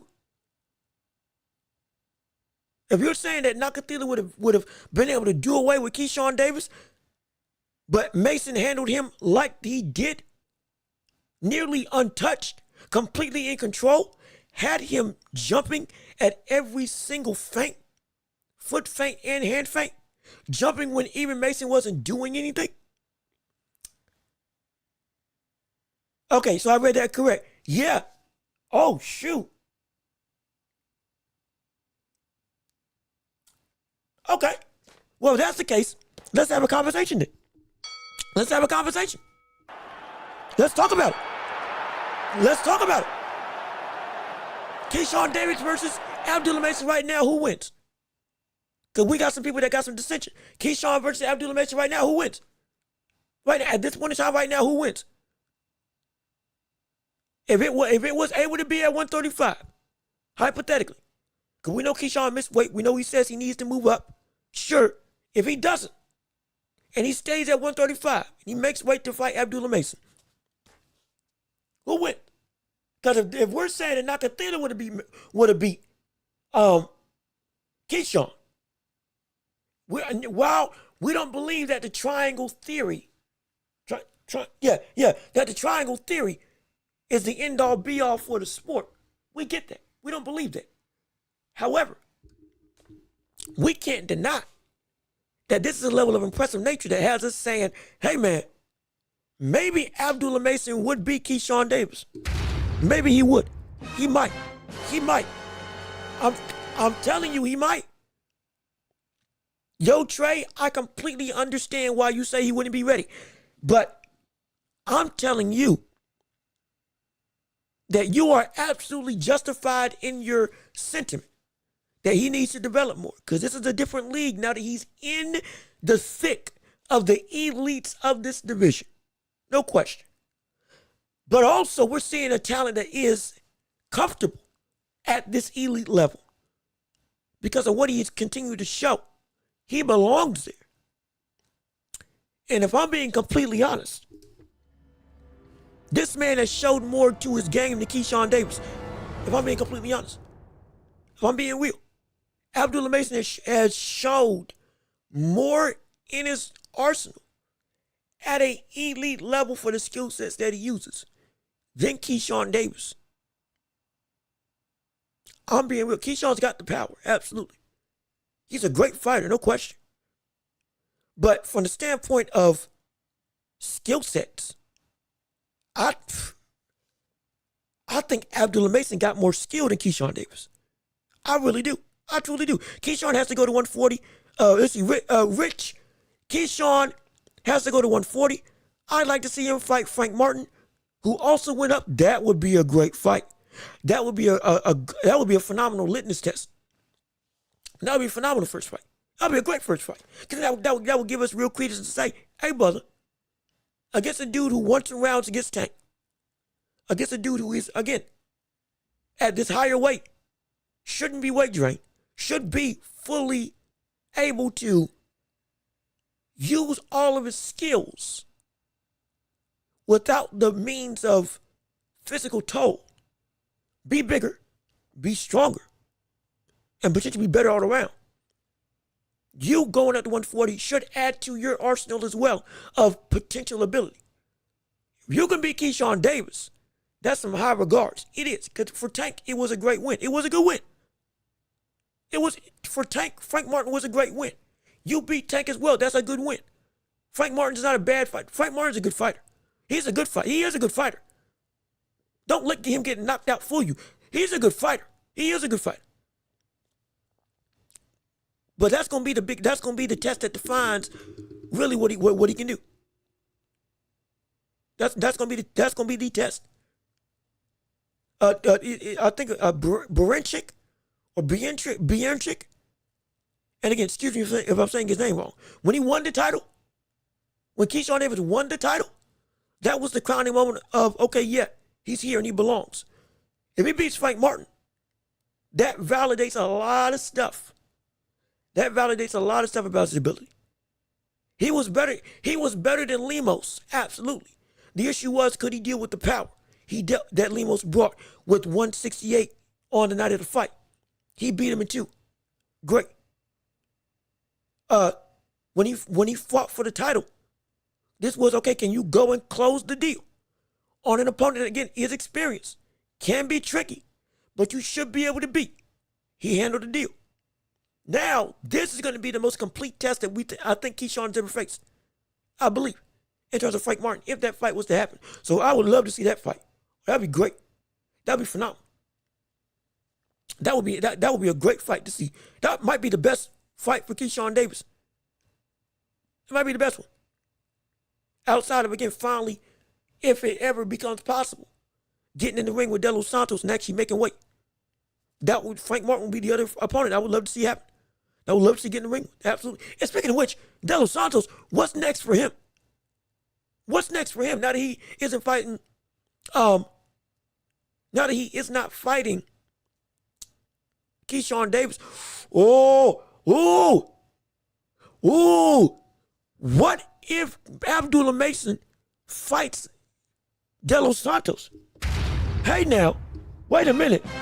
Wait a second. Hold on. Wait.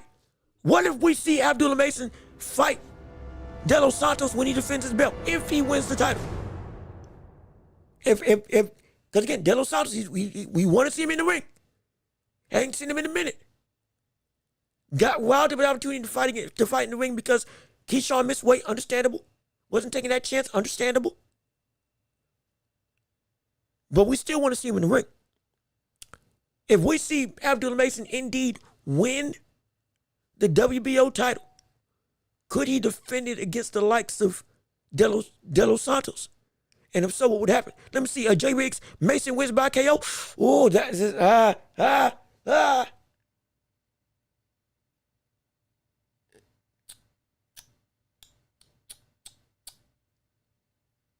I think he does. But I'll tell you this, that's going to be tricky. That's going to be tricky. Because the same concerns that we have for Keyshawn versus De Los Santos, we got for Abdullah Mason as well.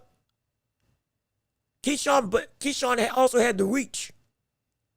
I don't think Abdullah Mason has that same reach advantage against the likes of De Los Santos. So he's really got to be in the pocket with that buddy. Now, I'm not saying he can't do it. He can. And I think he would beat him. But that's a... See, De Los Santos is an incredibly tricky fighter. Let me see. Did De Los Santos get the belt? I think it's still vacant. Let me see. Let me see real quick. Let me check it. Let me see.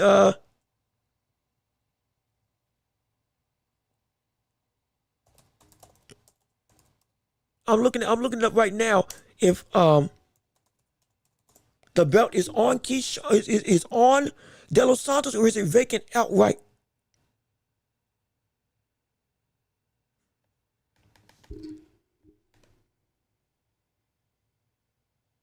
No, wait a minute. No. I think wait, hold on. No, time out. That's the fight that I think that's what Abdullah Mason's fighting for. let me go back and find it. Hold on. Wait a minute, give me 1 second. I'm pulling it up. Gotta scrunch through all this other stuff I got picked up on my thing. Let me see. Hold on. I know it's here. I know it's here. I know it's here. Hold on.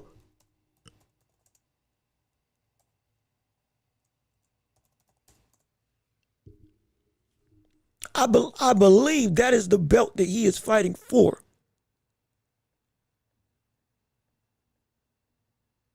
Come on now.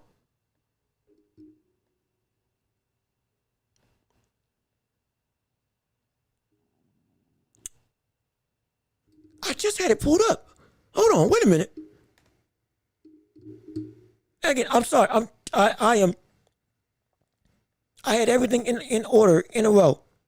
And now all of a sudden what I need is not there, and I do not know why. But I remember the announcement. I remember the post.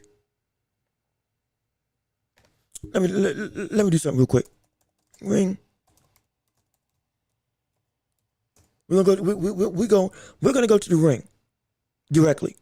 We ain't gonna waste no time. We're gonna do what we're supposed to do and get it directly from the source, because we're gonna be here all day trying to go through and make. Okay, yeah. So excuse me. I had it right, and if somebody beat me to it in the chat, I am so sorry. But here you go. There you go. Yeah. So the WBO title is what they're fighting for. He's fighting Sam Noakes for that WBO title that became vacant. So De Los Santos doesn't have the belt. He didn't fight for it, and he didn't win it, though he made weight. So it's vacant.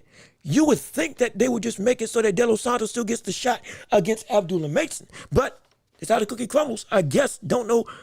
It would make sense, but regardless of which. So yeah, the WBO title, Abdullah's fighting Nooks for it. Oh, excuse me, Noakes. He's fighting Noakes for it. My bad. And again, y'all beat me to it in the chat. I'm so sorry. I was trying to pull it up. It just took a minute. Let me see. It's Hector. Let me see. Hector versus James. I'm sorry. Who is that? Hector who? I'm trying to think. Now, again, I'm sorry. Miss Queen, I might be misreading it. I cannot. It might be because of the colorful monikers that you put to categorize the two boxers. I have no clue who you are talking about, with all due respect. Again, if I'm missing it, I'm so sorry.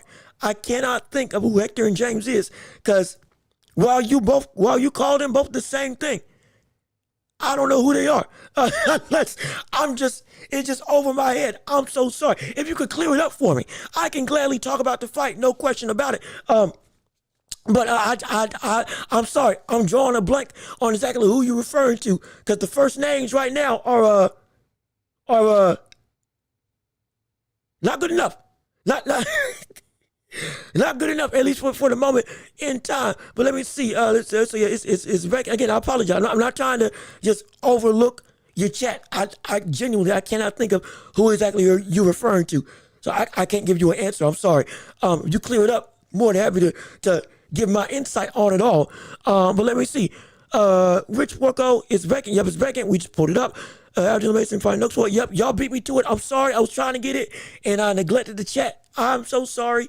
Because I thought I had it here, but it was different tabs and all that stuff. Either way, we're back working now. IBF is the belt Murtala got. Yep, that is the belt that Murtala has. I thought Raymond would fight him for it, but now he's getting shot with the WBO, and fighting almost assuredly he is going to win. Such as Abdullah Mason will most likely have to fight. He'll most likely have to fight Andy Cruz in a few months. Yeah. Most likely, you're right. Let's see. Yo, Trey, why Tio worried about Boots? He got standing on that. Oh, shoot. I completely forgot. That's a whole nother name. He can fight Stanionis. at welterweight. That's another name. Shoot. Thank you. Yo, Trey, you right. Stanionis should call somebody out. You were thinking Stanionis on title hunt. Now again, he lost his title. Understandable. Got knocked out by Boots. He's still a real wild dog in the fight for the whole of the contenders at 147. And if Tio's moving up the ladder, and if he does go to 147, Stanionis is a buddy that, hey, if you want a shot, fight him for the mandatory. Or fight him for a mandatory opportunity. I wouldn't be surprised. I would love if Stanionis, not gonna lie, I would love to see Stanionis call out Brian Norman. I would love to see him call out the likes of the winner of Pacquiao versus Barrios. Just start calling names out just because. But he's on the comeback trail to a title. He's still a viable title contender. It's just he lost. So he kind of got pushed to the back of the line. But for Tio, that ain't a bad fight at all. But let me see. Rich, Stanionis got beat bad. I don't think he should. That would intrigue Tio. See, and that's the whole thing. While Stanionis would be a great test to really see what Tio's about, he would be. The fact that he lost, though it's against Boots. Again, though it's against Boots. The fact that he lost, in Tio's eyes, holds Stanionis in a lower level of regard for his importance to actually go and try to challenge him if he's moving up. Because again, like everything that you all said about names that Tio can fight, going back to the conversation about options, Tio does have options. You're right, I was wrong. Tio's got a lot of options. Y'all opening my eyes to it. The problem is what intrigues Teofimo Lopez to take advantage of those options. That's the issue. He's got a plethora of people that he can fight against at both 140 and 147, especially 147. Oh my gosh, absolutely. So again, Jay Riggs, you said I was wrong. I'm wrong on that.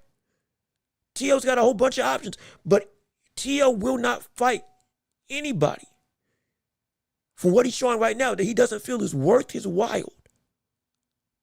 And that's where the concern comes into play. And so it can be interesting. Yo, hey, Kingdom Boxing, what's good with you, brother? How you doing? Thanks for tuning into the show. Appreciate you coming in, and we're glad to see you again. Friday episode, we got 3 days a week. We're doing shows now, and we do it on Tuesday, Thursday, and Friday. Friday is a completely fan-driven experience. We got an agenda, and what's it called? Artillery? It's something with the I. I can't remember. I'm blanking right now. But anyway, we got points that we can talk about for the show as if the chat starts getting thin. But chat's been great. And you all drive the conversation. So again, talk about it, make the show your own. Do what you got to do. We're still on the last, I guess, halves of this show. And also, I think it was you that said you wanted to have a way to give to the show. We got it made happen. Cash App, PayPal, it's legal. I learned that. So now we can do it. We ain't got super chat. So this is the best way to support the show if you want to help make this show bigger and better. Hey, put some money in my pocket so we can invest it back into the show and help make this whole setup even better for you all to experience it. And hey, it is my job right now. So any little bit helps. Whatever you want to give is just due. Until we get super chats, it's the only way that you can give right now. Working our way up to watch time. So y'all staying here and watching, engaging, supporting, it's all well and good. Itinerary. Thank you. Look, hey, Rich, thank you. Thank you so much, Rich. I don't know why I was blanking. I have a good vernacular. I really do. I just was blanking. That word had me stuttering. That had me. Oh, that.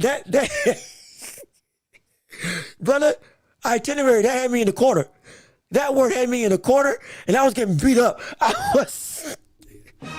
was getting beat. I was getting beat down. I was waiting on around the end because brother itinerary was beating my butt alive trying to say. Thank you for helping me out. I appreciate it. But again, if you want to donate and support, we got means to do it. Leave a like on the stream if you're here. Getting into the last half of this episode's runtime. Because we nearly at 3 hours, which is, hey, I love it. But also, we got to, as much as I want to be here, I got so much stuff I got to do, sadly. And so, hey, keep on sharing the show, keep on subscribing, keep on liking, and keep on supporting the channel. We keep on making this better and better for you all, absolutely. But let me see what you all had to say. Kingdom Boxing, sorry I've been MIA, but my dad your dad just passed away. I've been busy with funeral. Oh my gosh. Oh shoot. Oh, I'm so sorry for that. Oh, I'm so sorry. We pray for peace and comfort for your family. Absolutely. I though I didn't know your dad was almost assuredly a phenomenal man. I'm assuming with how you engage with the chat on a consistent basis in our interactions, though it's online. Hey, he raised an incredible man. He raised an incredible person. And I have no doubt he was an incredible family man. And so we send our condolences from the channel, from me to you. I'm sure from all the people in the chat and all the subscribers, everybody with the community, we send you our well wishes. We're really sorry we're going through this, man. We're here to support you. We're here to love on you. Hopefully this show can help bring you a sense of comfort and some help to, get through this. Because again, I've lost people too. It hurts. It hurts. It really can hurt. And I can't quantify the pain because it's hitting you in a unique way. Completely understandable. And it's credit with, especially with parents. It can be a mess, man. I know it can be a mess, but we're here for you. You're gonna get through this. Your father raised your dad raised somebody who is built for moments like this, even though it's a sad moment. And you have everything in you to not just live on in his legacy, make your own legacy and continue to make him proud. Absolutely. And he finished his course and he did his job and he did it well.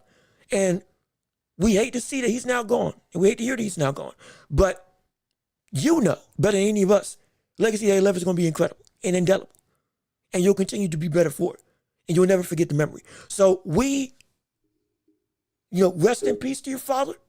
We do give you comfort in this tough time, and hopefully what we're doing here helps make it better and easier pill to swallow to make it so that you can get through this, and you will get through this. Absolutely, and you will get through this. But we are incredibly sorry for your loss, man, and we're sending you love. Absolutely, no question about it. We do indeed. We're here with you. We are here with you. We are a community. We're here with you, man. We are here with you. No question about that. So no problem with you having to step away. You do what you got to do, and we're here to give you support in any way that we can, man. And so we're here. Absolutely, we're here. And let me see, yo, Trey, them Pacers changing people's minds out here. SGA, not going. Hey, brother, it's the Pacers tonight, brother, tonight. It's about to be a menace. Oh, shoot. It's about to be the most important game that OKC has had in their run as a consistent finals contender.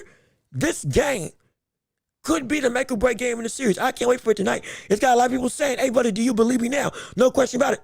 Let me see. Kingdom Boxing, thank you, bro. It means a lot. Hey, man, like I said, we're here. We are here. I absolutely, we're here for you, man. No question about it. G-Riggs, I was just agreeing. Oh, okay. All right, let me see the conversation. Let me see. Filipino boxing from Rich. Filipino boxing is hot. The next month we have Nonito Donaire coming back this weekend for an interim belt. Nonito said this is his last championship run.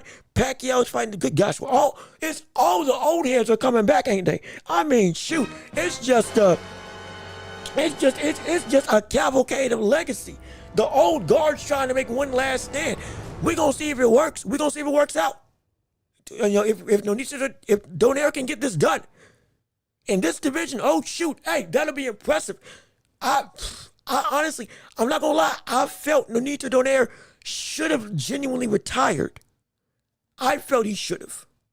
He didn't look bad, but also it felt like the punishment was going to get worse and worse as time went on. Because I think in the last fight he was in, he got beat even after the likes of Inoue Inoue, and it was like a sound beating.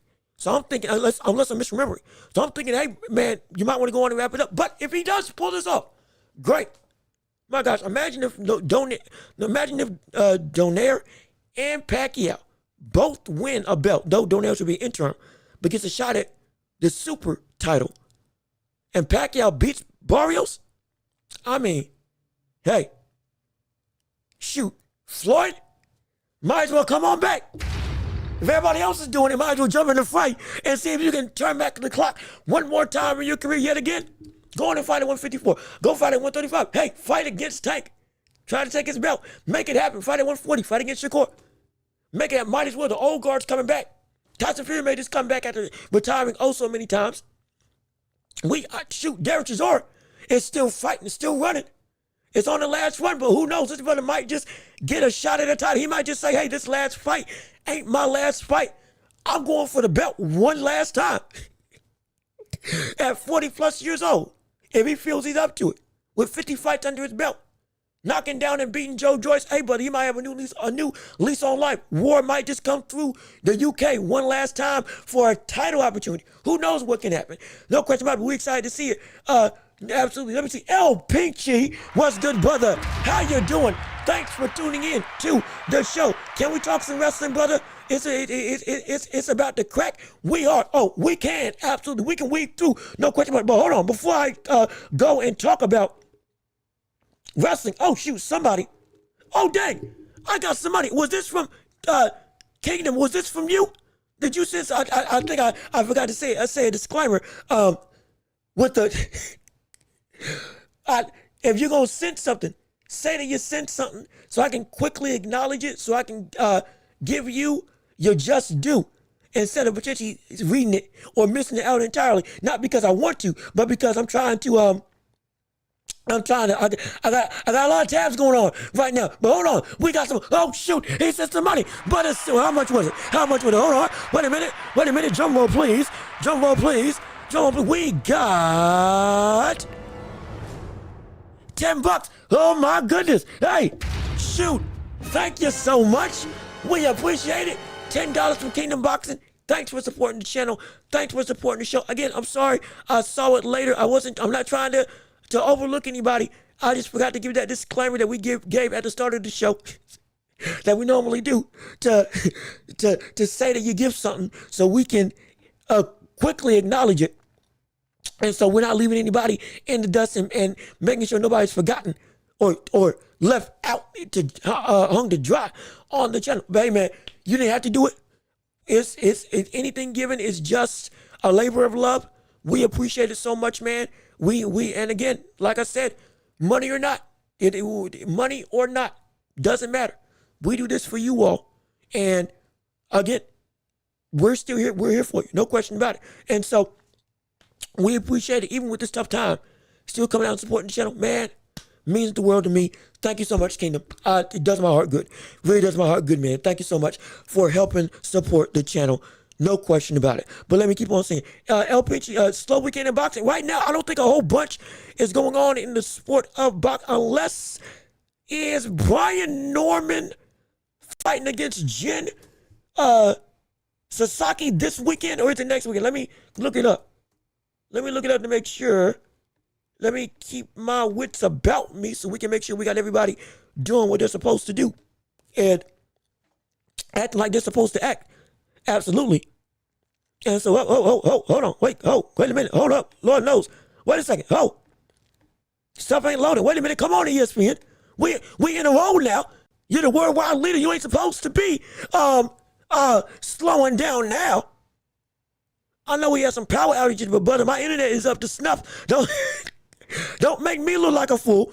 Real quick, let me go look at the boxing schedule before we, again, I know El Pinchy wants to talk about some wrestling, because we can talk about it, absolutely. But let me go check the schedule real quick to give you an update on what's coming up this weekend so everybody knows what to expect. as we're going through this whole cavalcade of information. Let's see, the biggest boxing dates right now are indeed, let me see. Is it that week? Is that this weekend? Let's see, the 14th. I mean, okay, so this weekend, Hitchens versus Kambosos is happening. I really don't know who's going to win. That's, not to be disrespectful, but Richard Hitchens versus Kambosos, that's kind of, mid versus mid, if you catch my drift. So it ain't like, so much. Who else is fighting on this weekend? It's,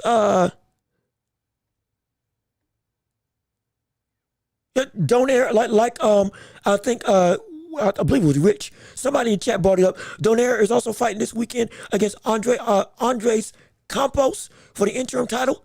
And so that's also happening on June 14th. So this, tomorrow, excuse me. And I think that's the most stuff going on. Juan Francisco Estrada's fighting, Karim Lugo.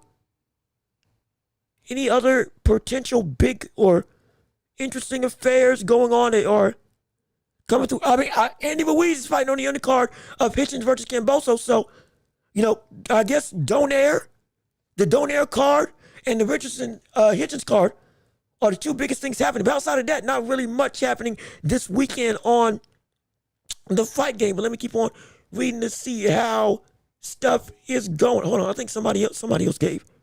Hold on, I think I got a notification. Hold on. Did somebody else do something, or is it the same brother? Did somebody else send something? Oh, wait a minute.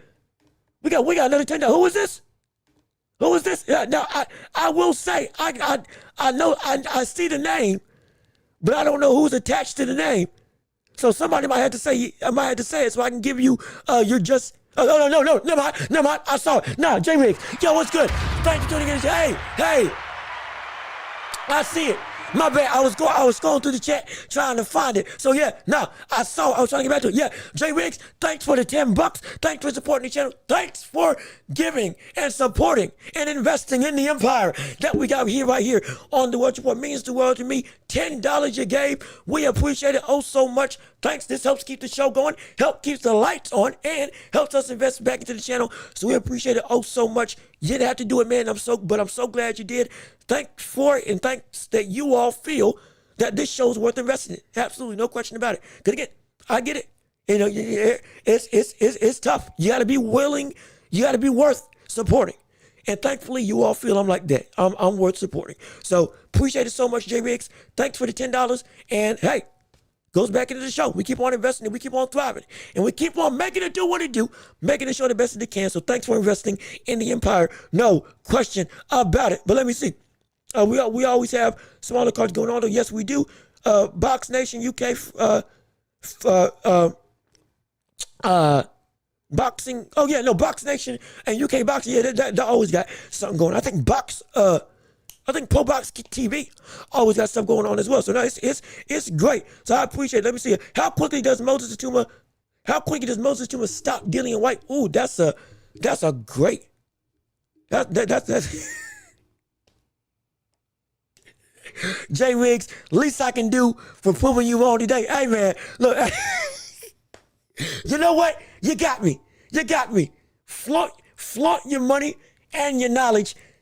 I can't say nothing with it. Hey, I can't do nothing with it. You go ahead and flex. You got the right.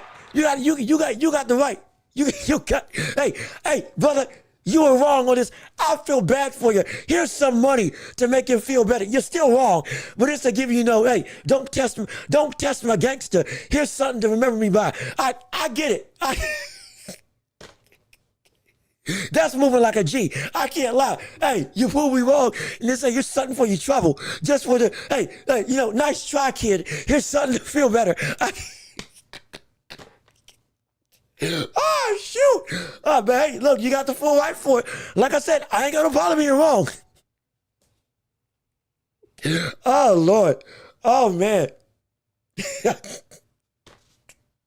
Maybe I need to be wrong more often. And maybe I'll keep it. Oh boy, maybe I need to be. If this was like being wrong, maybe I need to be wrong more often. Hey ho, maybe. Nah, but I'm just playing. Oh shoot, but. What the least you could do for proving me wrong. Hey, look, I can't say anything against it because, like, I ain't got no leg to stand on. Cause like the chat, like it was like the chat proved you right. That's the thing. There's nothing I can say because the whole community showed me I was wrong. So all I gotta do is just eat it. All I gotta do is just take it on the chin. You be like, hey, yeah, I got caught. No question about it. Oh Lord. And so yeah, we're gonna try not to be wrong anymore. I promise you that. Oh shoot. But it's oh Lord. Oh, that's funny. That's funny. Let me keep on reading along. Let me see. Andy Ruiz, is he back? I don't think he's back this weekend, but he might be back on the card. Maybe. I'll check that later. I'll check that later if Andy Ruiz is back. El Pinchy, I'm going to touch on. No, sorry, excuse me. Rich, I'm going to touch on Moses Tatuma and Dillian White. How fast does he beat him? I'm about to touch on that right now. Let me real quick go to El Pinchy because he said he wanted to talk some wrestling. Again, we got to ebb and flow through what the chat has to offer. We can talk about some wrestling. We can talk about our truth. And again, for those, we got some wrestling fans in the chat. I'm a wrestling fan too. I can talk about it. I love it. R-Truth came back. R-Truth tried to sabotage John Cena after Cena beat him on Saturday night's main event. Came back, but it's a whole new beast, whole new animal. But it's going on a heel run like it's 2011, smoking Newports and all. Oh my gosh, we love it. We love it. We love it. We love it. Oh yeah. Oh yeah. Oh yeah. Cut his dreads and everything. We thought he had gotten cut, or excuse me, he had gotten released. His contract had indeed expired, and the wrestling world was a fit over. The wrestling world literally yelled at Triple H and WWE to get him back in the company, and it worked. Power to the people, man. I'm telling you, we got some pull. We got some pull. This community and every community around, everybody around the world, your voice matters, and it showed. And it got R-Truth not just back, not just signed to a new deal, but now is it on a completely new character arc. There's about to be potentially what he used to do back in TNA. If you knew this brother in TNA, as Ron Killings, this brother was killing folks. Oh, I'm excited. Oh, I'm excited. It's going to be good. I can't wait for this. Oh, it's going to be great. No question about it. But let me keep on going down through the chat. That's the biggest thing that's transpired in wrestling. Also, Seth Rollins, Braun Breaker, all this. It's a litany of things that are going through right now. And so we got conversations, no question about it. And so, excuse me for one moment. Okay, there we go. Yeah, we're good now. Let me see what people got to say. Crazy how they worked the crap. I don't think it was a work. And again, Rusty Cage, I see you. What's good with you? Hey, how you doing? Thanks for tuning into the show. I see you. I got you. Again, right now, I'm finishing the conversation with wrestling before we get back into the other chats because we got a lot of people talking. Absolutely. It's been a great show. Absolutely. Let me finish the conversation with El Pinchy. Then I'm going to go right back to you and answer all your questions. And also, Rich, I still got you on Dillian White. Let me finish this and then we're going back through. But yeah, I don't think it was a work. I don't think it was a work. Because again, real life, backstage, everybody did not know that was happening. As in, the wrestlers were like, he actually got fired. He actually got released. People like AJ Styles, John Cena, I think like Randy Orton, the entire backstage real life locker room, the people behind the characters, brother, they were hot. They were livid. You had some people literally saying, hey, when my contract's up, I'm not being here. If he ain't here, brother, I ain't going to be here. Because he's been the most stable point of this company. One of the most stable points. If he ain't going to be here and you can't secure his spot, nah, I'm gone. It was actually like genuine. So I think it was real. But the fans brought him back. And it was, they got so much blowback. Triple H may say, hey, stick with the plan. We're going to make it great. I get it. This wasn't one of those times though. Because there was real life animosity from the people behind all the characters in that locker room. They were genuinely mad, messed up. Oh, it was hot.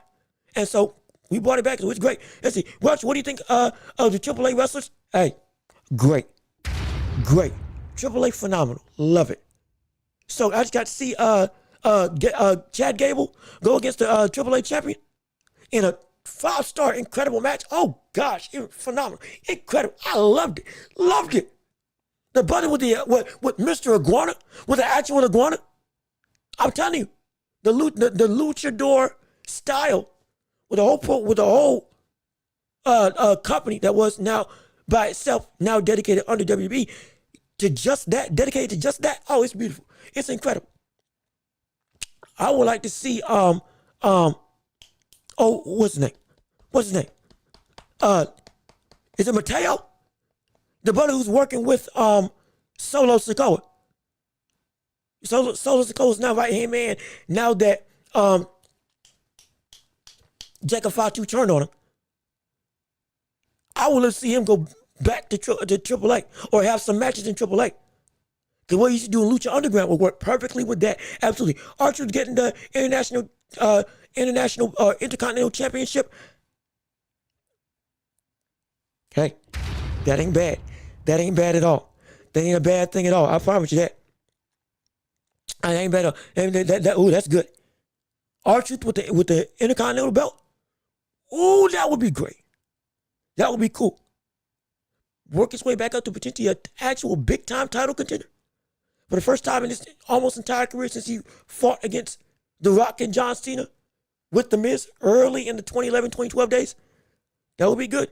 That would be great. Let me see, Dr. Wagner, Ill Beast. Yeah, no, he is. You ain't lying. But again, you ain't lying about that. But real quick, let me not make sure I'm neglecting the rest of the chat, because we got a lot of people commenting about a lot of stuff. Let me go and make sure that I'm not missing anything. Good stuff. Chat cracks me up. Rusty Cage just said, "What's up to Rusty Cage?" You said Andy Ruiz. Oh, you said Andy Ruiz. Maybe. Oh, Andy Cruz. Andy Cruz is fighting on the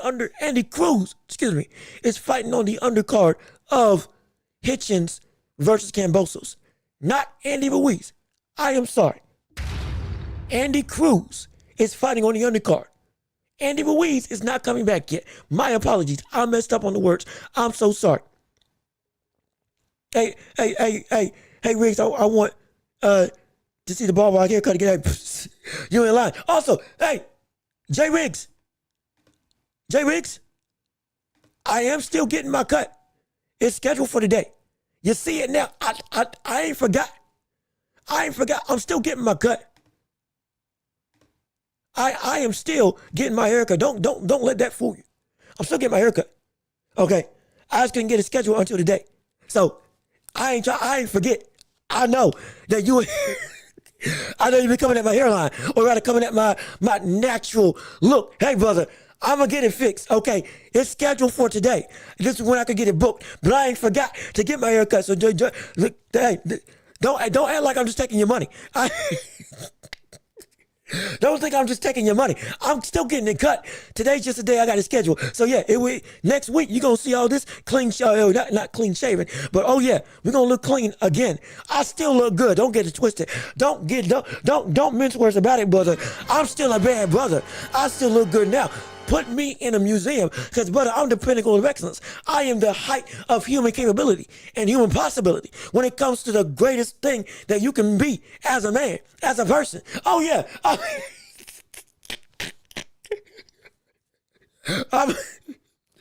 I'm a walking piece of art. You better believe it. Oh, got it. Oh, shoot. But let me keep going. Let me keep reading so we can keep this going. All right, Rich, I'm back to your comment.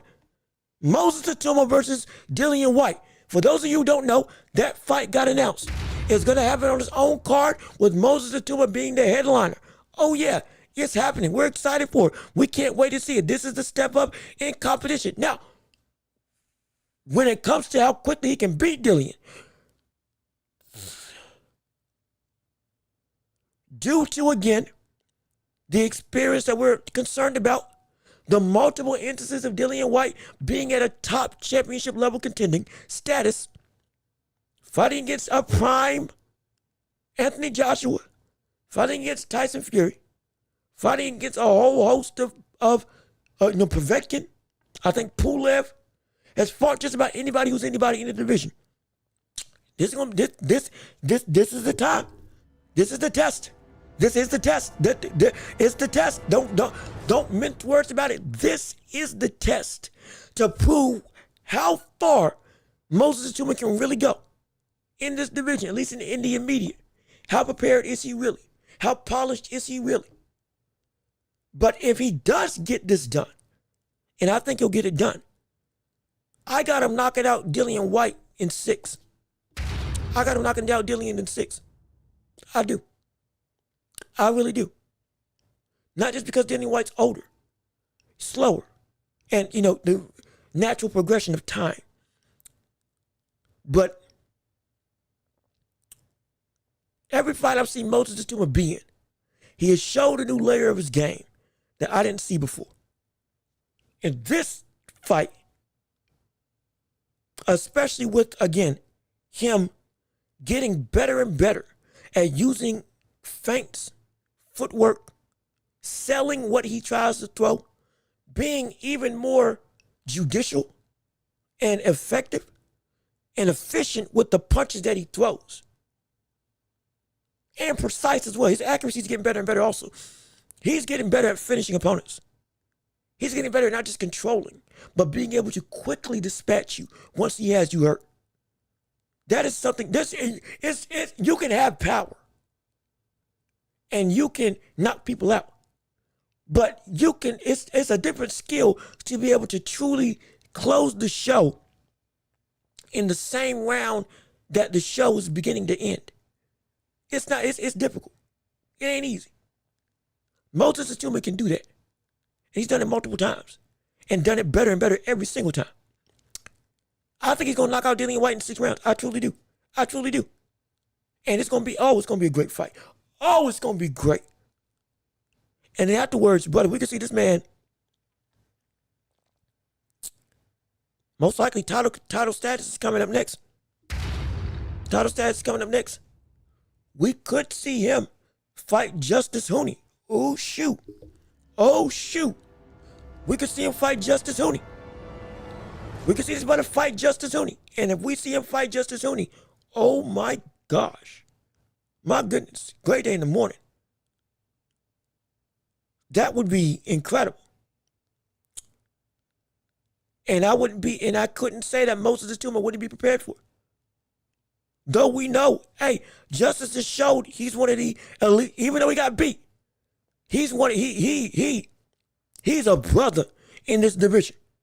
And by that I mean he's a threat, a big threat, a huge threat. But because of the closeness in careers, I could see him fighting against the likes of Moses Zepeda. If we see Moses beat the likes of Dillian White. Because now it would be, especially if they're really trying to push Moses to really get the title as quickly as possible, similar to the likes of Mike Tyson. The road to get there quicker would be beating Dillian White and then coming out the backs of beating or getting beat by Wardley, going and fighting against Justice Hooney and beating him, potentially without the one-hitter quitter, a desperation Hail Mary. But in this case, you outbox Justice Hooney if you can. It's a road. It's a real road.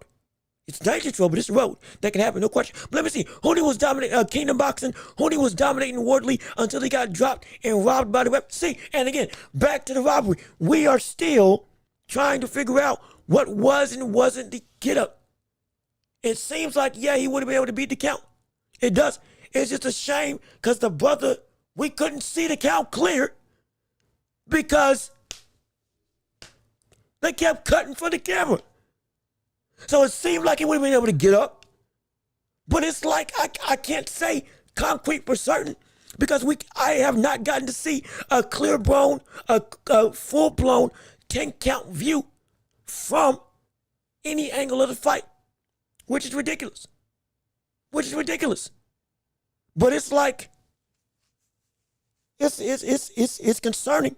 No question about it. It is concerning that many people have this level of ire saying that he got robbed. And there's an argument for it. Old Trust at least getting robbed of beating the count. Because there's an argument for it because we couldn't see it clear. We literally could not see it clear. But let me see. Yo, Trey, Welch, why you doing Antonio Brown? Me doing Antonio Brown? Oh, Lord, I ain't trying. I ain't think I did something against him. I hope not. I was. Oh, Lord. I ain't. I ain't mean no disrespect if I did something that went against him. Oh, Lord. I'm so. Oh, shoot. I ain't trying to start no beef with him. I'll tell you what. I ain't trying to start no beef with that brother. I ain't trying to start no beef with that brother at all. I promise you that. But let me see. Hooney was low-key putting on a boxing clinic. It was impressive. No, it wasn't low-key. It was de facto. It was a boxing clinic. He fought like a smaller guy. Al Booger, we not letting it go. I know y'all ain't letting it go. Brother, every single time we bring the fight up, ain't nobody letting it go. That's why I've been saying I want it to be a rematch. I want it to be a rematch.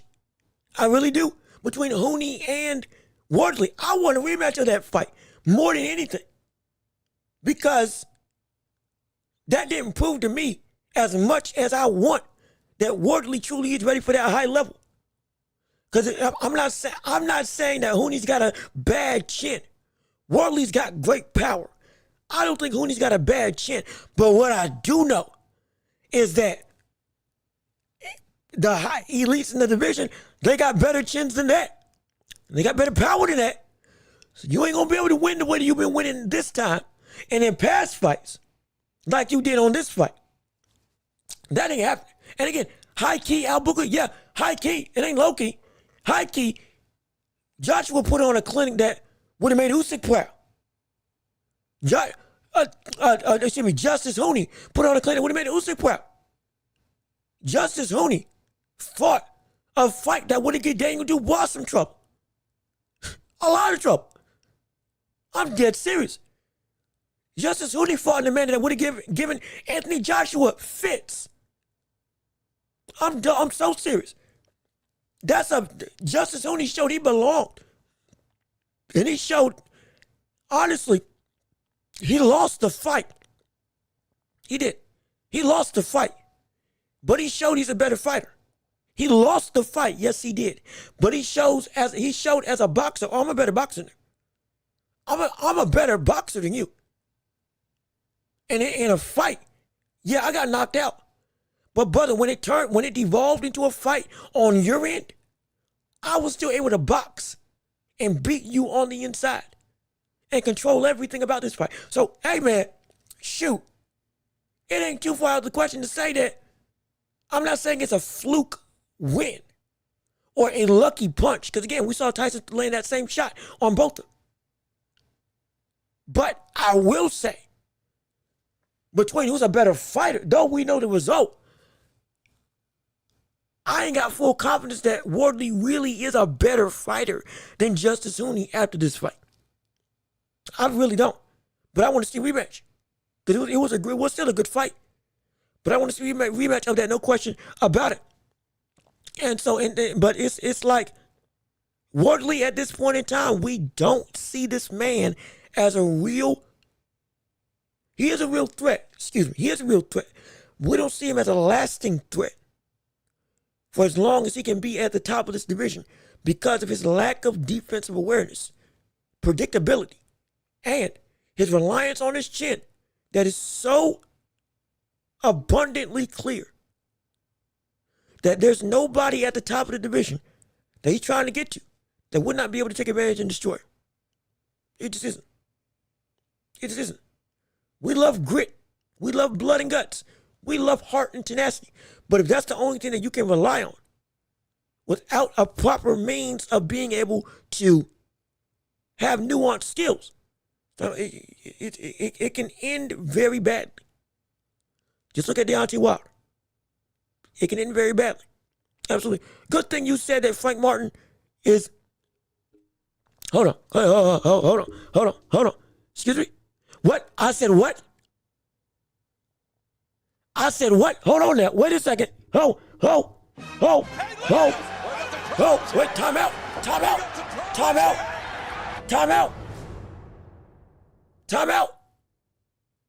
Time out now. I ain't say that. Hold on now. Wait a minute. Trey, don't put that on me. Don't put that on me now. I said that Frank Martin was a good boxer. I said that this was a great win for Tank. I said that he won the first 5 rounds of the fight genuinely by boxing well. But I never said he was a better fighter to fight. When Tank turned it on and went into really going at Frank Martin, he broke down Frank Martin's defensive style and beat him and knocked him out and set it up. He did. That was different. Yeah, that's a different thing. We watched that fight. I had gotten a whole group of people to watch that fight around me. It wasn't for some people, for some of my friends, that was the first big fight they went to see. In person, not in person live, but in person, out and about. So I said Tank was gonna win. I said Tank was gonna win. I did not say that Frank Martin was a better boxer. No. I didn't say that. I didn't say that at all. And I don't believe that. That is not true. For me, from my perspective, that is not true. It's a good win. He's a good boxer. He ain't better than Tank. There are still levels to this. And Frank is not on that level. Because Tank genuinely, when he went to go after him and implement the game plan that he downloaded, he broke him down, beat him up, knocked him out, and controlled the fight from round 6 on, excuse me. And so I ain't say that. Don't put that on me. I've critiqued Tank. I've talked against Tank. I've called out what Tank has done, all justifiably so. But I've also acknowledged how good he is. I've never diminished his skill set. I've said show that skill set against the best people that can make that skill set be pushed to the limit. But I've never diminished what his talent is. I ain't done that. I ain't done that at all. No, don't put that on me. Don't put that on me. Full disclosure. Don't put that on me. You can go back and look at the track record. I ain't never say that. You can go back. I ain't never said that. From my recollection, you pull it up. Hey, I'll say I was wrong. If you pull it up and I said I was wrong. No problem. But I promise you, I ain't never said that. I guarantee you, I have never said that when I've talked about Tank or Frank or taking in respect to others in the division. I promise you, I haven't said that. But let me see, can we cook DeMarcus Cousins? Oh, you talking about DeMarcus Cousins overseas? You talking when that buddy got suspended for grabbing his junk and then trying to throw it in the fan's face, all of a sudden starting to riot. Hey, brother. Hey, man. Hey. It's still, again, while the injuries may have made this man had to end his NBA career early, when at one point in time he was the best center in the league. He was on the Kings. He was the best center in the league at one point in time. Multiple time All-Star. Great. Old school type of center, too. You can take the game out of the brother, but you can't take the brother out of the game. He's still DeMarcus Cousins, man. He's still gonna be one of them ones that are that hey, brother, if he don't like you, he gonna make it known. If he gonna step to him, he gonna step to you. He'll be disrespectful. I think he's suspended. He's suspended for the rest of the season, ain't he? I think he got suspended for the rest of the season. But hey, man. It's insane. It adds to the mythos. It adds to the, I don't want to call it a facade, because it ain't a facade, it's the real deal. It adds to the legacy, to the name, to the brand of DeMarcus Cousins, even overseas. I promise you. I promise you, when he comes back next season, if he's banned for the rest of the season, when he comes back next season, it's going to be anticipated. It's going to be a spectacle. I can't wait for him to come back. What's he going to do next? Oh, my gosh. What can he do from here? Because, again, he does have a short fuse. Stuff will set him off any heartbeat. Yes, it will. And so, shoot. Oh, that's funny. That's hilarious. Dang. I really can't believe this buddy did that. Imagine Draymond Green doing that in the NBA. This brother would be, think pieces would be made about him. I promise you, think pieces would be made about this cat if he went and did that. Insane. It's so funny. But again, I think we running, we running up on 3 hours and 30 minutes. My goodness. I went over. I went way over. Oh, shoot. But it's great, regardless of which, hey, we can, last call. That's what we're going to do, last call. Last call for the championship rounds. What do you want to talk about? What do you want to discuss? How do you want to go and end the last 10 minutes of the show? Once we hit 3:30, we're going to lock it up and send it home, and we're going to get out of here. And we're going to go and enjoy the weekend, because I do got to go, because I do have some stuff I got to do. So again, last call. Is there anything else anybody wants to discuss and talk about? We've had a great flowing show. It's been phenomenal. We've had a plethora of debates, conversations, Shakur, Tio, Tank, Turkey, all of it, and more. Moses Tatuma, the heavyweight division, the NBA, the finals happening tonight at 8. Be prepared. Get excited. Watch all the pregame packages, because I got a feeling this one's gonna be great. I got a brother of mine. I got a brother of mine who's actually working with ESPN. He is doing one of the pregame packages. We don't want to tune in for that. It's gonna be good. I promise you. It's gonna add to the grandeur and make it feel really like the NBA Finals are afoot in one of the most important games of the series. Get excited for it, absolutely. And I promise you, it's gonna be a spectacle. It's gonna be a spectacle. But again, last call. Is there anything else you all want to discuss and talk about? Any other comments, concerns, debates, questions? And let me see. Okay, we got one. What's next for Jaya Patai? So, great question. Great question.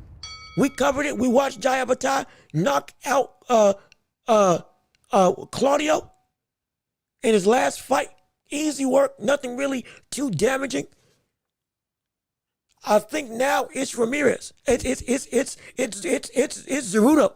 Zerudo's next. That's who's next. Zerudo. We want Zerudo. We want Zerudo, and we want him now. Right now. We want that brother now. We need him now. We've been waiting too long. Jai Patai has been waiting. Jai says anywhere and everywhere. Don't matter. Home country, abroad, state, Saudi Arabia, he doesn't care. He just wants to fight. We all want to fight. We need to fight. We have been clamoring to make that fight happen. But that's what's next. I think Zerudo's got a fight happening already scheduled. After that fight, Zerudo needs to call out Jai Patai. They need to go to the table. They need to make that fight happen. They need to. There's no point in holding up any more time. Zerudo's getting older. Patai is getting more and more in his prime. Both of them are still the best matches for each other, but it's got to happen now. There's no more excuses. There's no more needs to wait. And right now, it's Zerudo that's holding it up. It is. For a fact, it is. We need to see that happen now. We got to, because if we don't want to fight this that you missed. We don't want that. Not at all. But let me see. El Pinchy, what's next for David Benavidez? For David Benavidez, he still light heavyweight champion. Right now, has been made the super champion. So he's officially a world champion. He is still going to fight the winner of B-Ball versus Beterbiev. He's not going to fight them next. He's not going to fight them next. Again, they're rematching each other for a third time in the trilogy, which, hey, great, cool. The question is, though, is he going to wait for that fight to take place before moving up? He fought David Morrell, beat him, absolutely. Now that he is a full-blown champion. Would it be Callum Smith? Would it be Callum Smith? It could be Callum Smith. It could be Joshua Buatsi. It could be not going to be Anthony Yard. Those are 3 names I can think of. Let me see. Jay Riggs, Callum Smith scares me. Okay, yeah. So, yeah. Callum Smith, again, I was thinking Callum Smith. And, yeah, you brought it up. Callum Smith most likely is the most immediate option. That's probably going to be the option that does happen. That's the fight that makes sense to make if you can't get a fight with Bivol or Beterbiev at this point in time. Now, that'd be horrifying. He is beatable. He is beatable. Benavidez can't beat him. Callum Smith, though, is hey, man, what he showed against Buatsi, that's some firepower. That's some real firepower. But at the same time, don't let the fight that Smith had with Buatsi scare you so much. Because Buatsi is not as good of a fighter as Benavidez. He's not as great of a defensive fighter. He's not even as good of a mover as Benavidez. And especially when it comes to avoiding punches and being able to come forward and be smart defensively, utilizing the cross guard, high guard in combination, and deceptively being great at understanding distance and range that Benavidez has continued to cultivate as a skill, especially in these higher weights, starting with Gvozdyk. Callum Smith is a dangerous opponent, but he's not as, and again, this is not me trying to demean what Callum Smith is, but because of how Buatsi was fighting, it helped make Callum Smith look even more destructive. It did. But how Benavidez fights, though it is similar in some ways, it's nowhere close to how Buatsi fought. It's not. Benavidez is not going to let Callum Smith tee off on him with combinations. Benavidez is not going to try to, though he can, he's not going to just be, eat some shots off the ropes and all of a sudden come back with a flurry of his own after getting landed on and teed off on. He's not going to do that. He will push the fight back in his favor by pivoting out, switching positions, he will actually use the ring. He'll reset. He does a lot of technical stuff that is hidden behind all of the offensive firepower that he continues to do every single fight. It's beautiful. It really is. He's a better fighter now than he was at 168. He was. He's a better fighter now than what he was going to be if he had fought Canelo at 168 for the undisputed title. I'm so serious. He is. The power may not be the same in this division, but everything else about David Benavidez is better. Everything else about David Benavidez is showing that it's up to the caliber of a Bivol and a Beterbiev. It is. I'm so serious. I'm not trying to overhype somebody. I'm being real. This brother has shown that he's got some of the best talent in the whole of the division. He may not have the power that he used to, but everything else has been evolved. He has evolved to get better, to be one of the 4 best fighters in this division right now in only 2 fights. I'm so serious. And I don't think that Callum Smith is going to give him as much trouble as we may see him as when it comes to a serious threat. He is still a serious threat. I'm not diminishing him. But I'm promising you, don't let that fight with Buatsi overshadow what the type of fighter that Benavidez is and what he has shown that he can do against people of the caliber of Callum Smith, even at lower weight classes.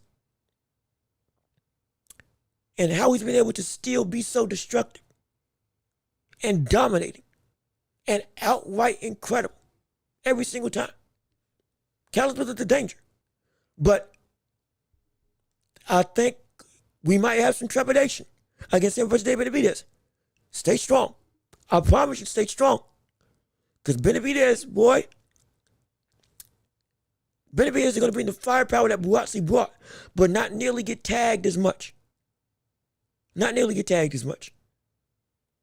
And then Callum Smith is going to have to work really hard to deal with that level of speed, length, and technical prowess on top of offensive volume and pressure. That's going to be a menace to see. Absolutely. Which Smith hurt Bivol? Was it Well, I can't remember. Let me look it up real quick. And this will be the last thing before we call it home. Who was it that hurt Bebo?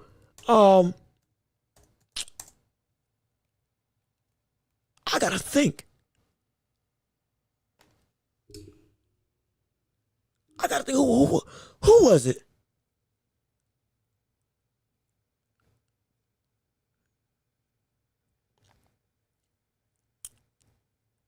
Because they both didn't fight him.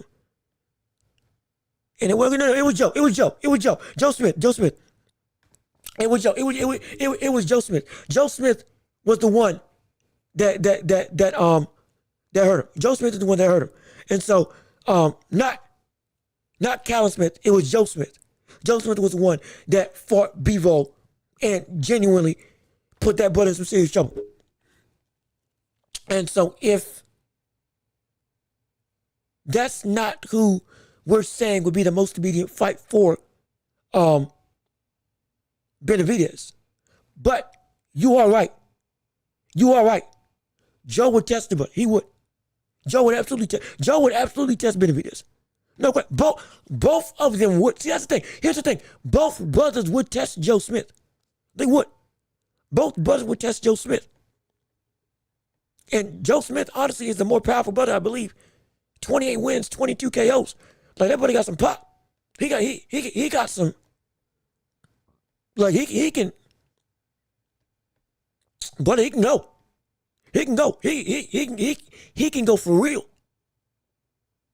He can seriously crack. And on top of that, I think, was it Joe Smith that we saw Canelo fought as well? Let me see. Did he fight Canelo? He lost to He lost to Gabriel Ramirez. He lost to Artur Beterbiev. In terms of Joe Smith, lost to Bebo, lost to Beterbiev, lost to Zerudo, and he lost to. Did he not fight Canelo? Wait a minute. Am I tripping?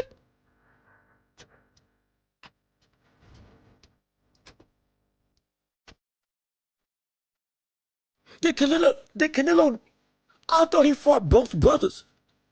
Or was it just Callum Smith? A lot of women struggle with Was it getting just Callum adequate Smith? care. Lost to Barrera, lost to Bebo. United Healthcare makes The people average just supported heartbeat them. and seen. Look, okay, all right. Well, excuse me. I'm sorry. I'm misremembering. in love He with just Charlotte lost. for the last Or he, 27 I years. thought it was It's grown both so much Callum since I've been and here. Joe Doing Smith pretty that have gracefully. fought against Charlotte allows Canelo Alvarez, its but no, it Asian was just Pacific Islander it was just Callum culture Smith. My to apologies. shine. Excuse me. You're right. But again, still, Joe would be a great test for him. No question about it. He would be a phenomenal test for him. Oh, they're not brothers. Oh, shoot.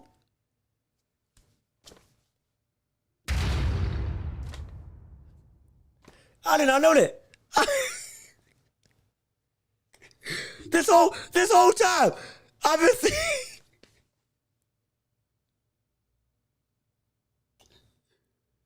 This whole time, I've been thinking that they were brothers. This entire time, I ain't been thinking that they were brothers. Oh my gosh.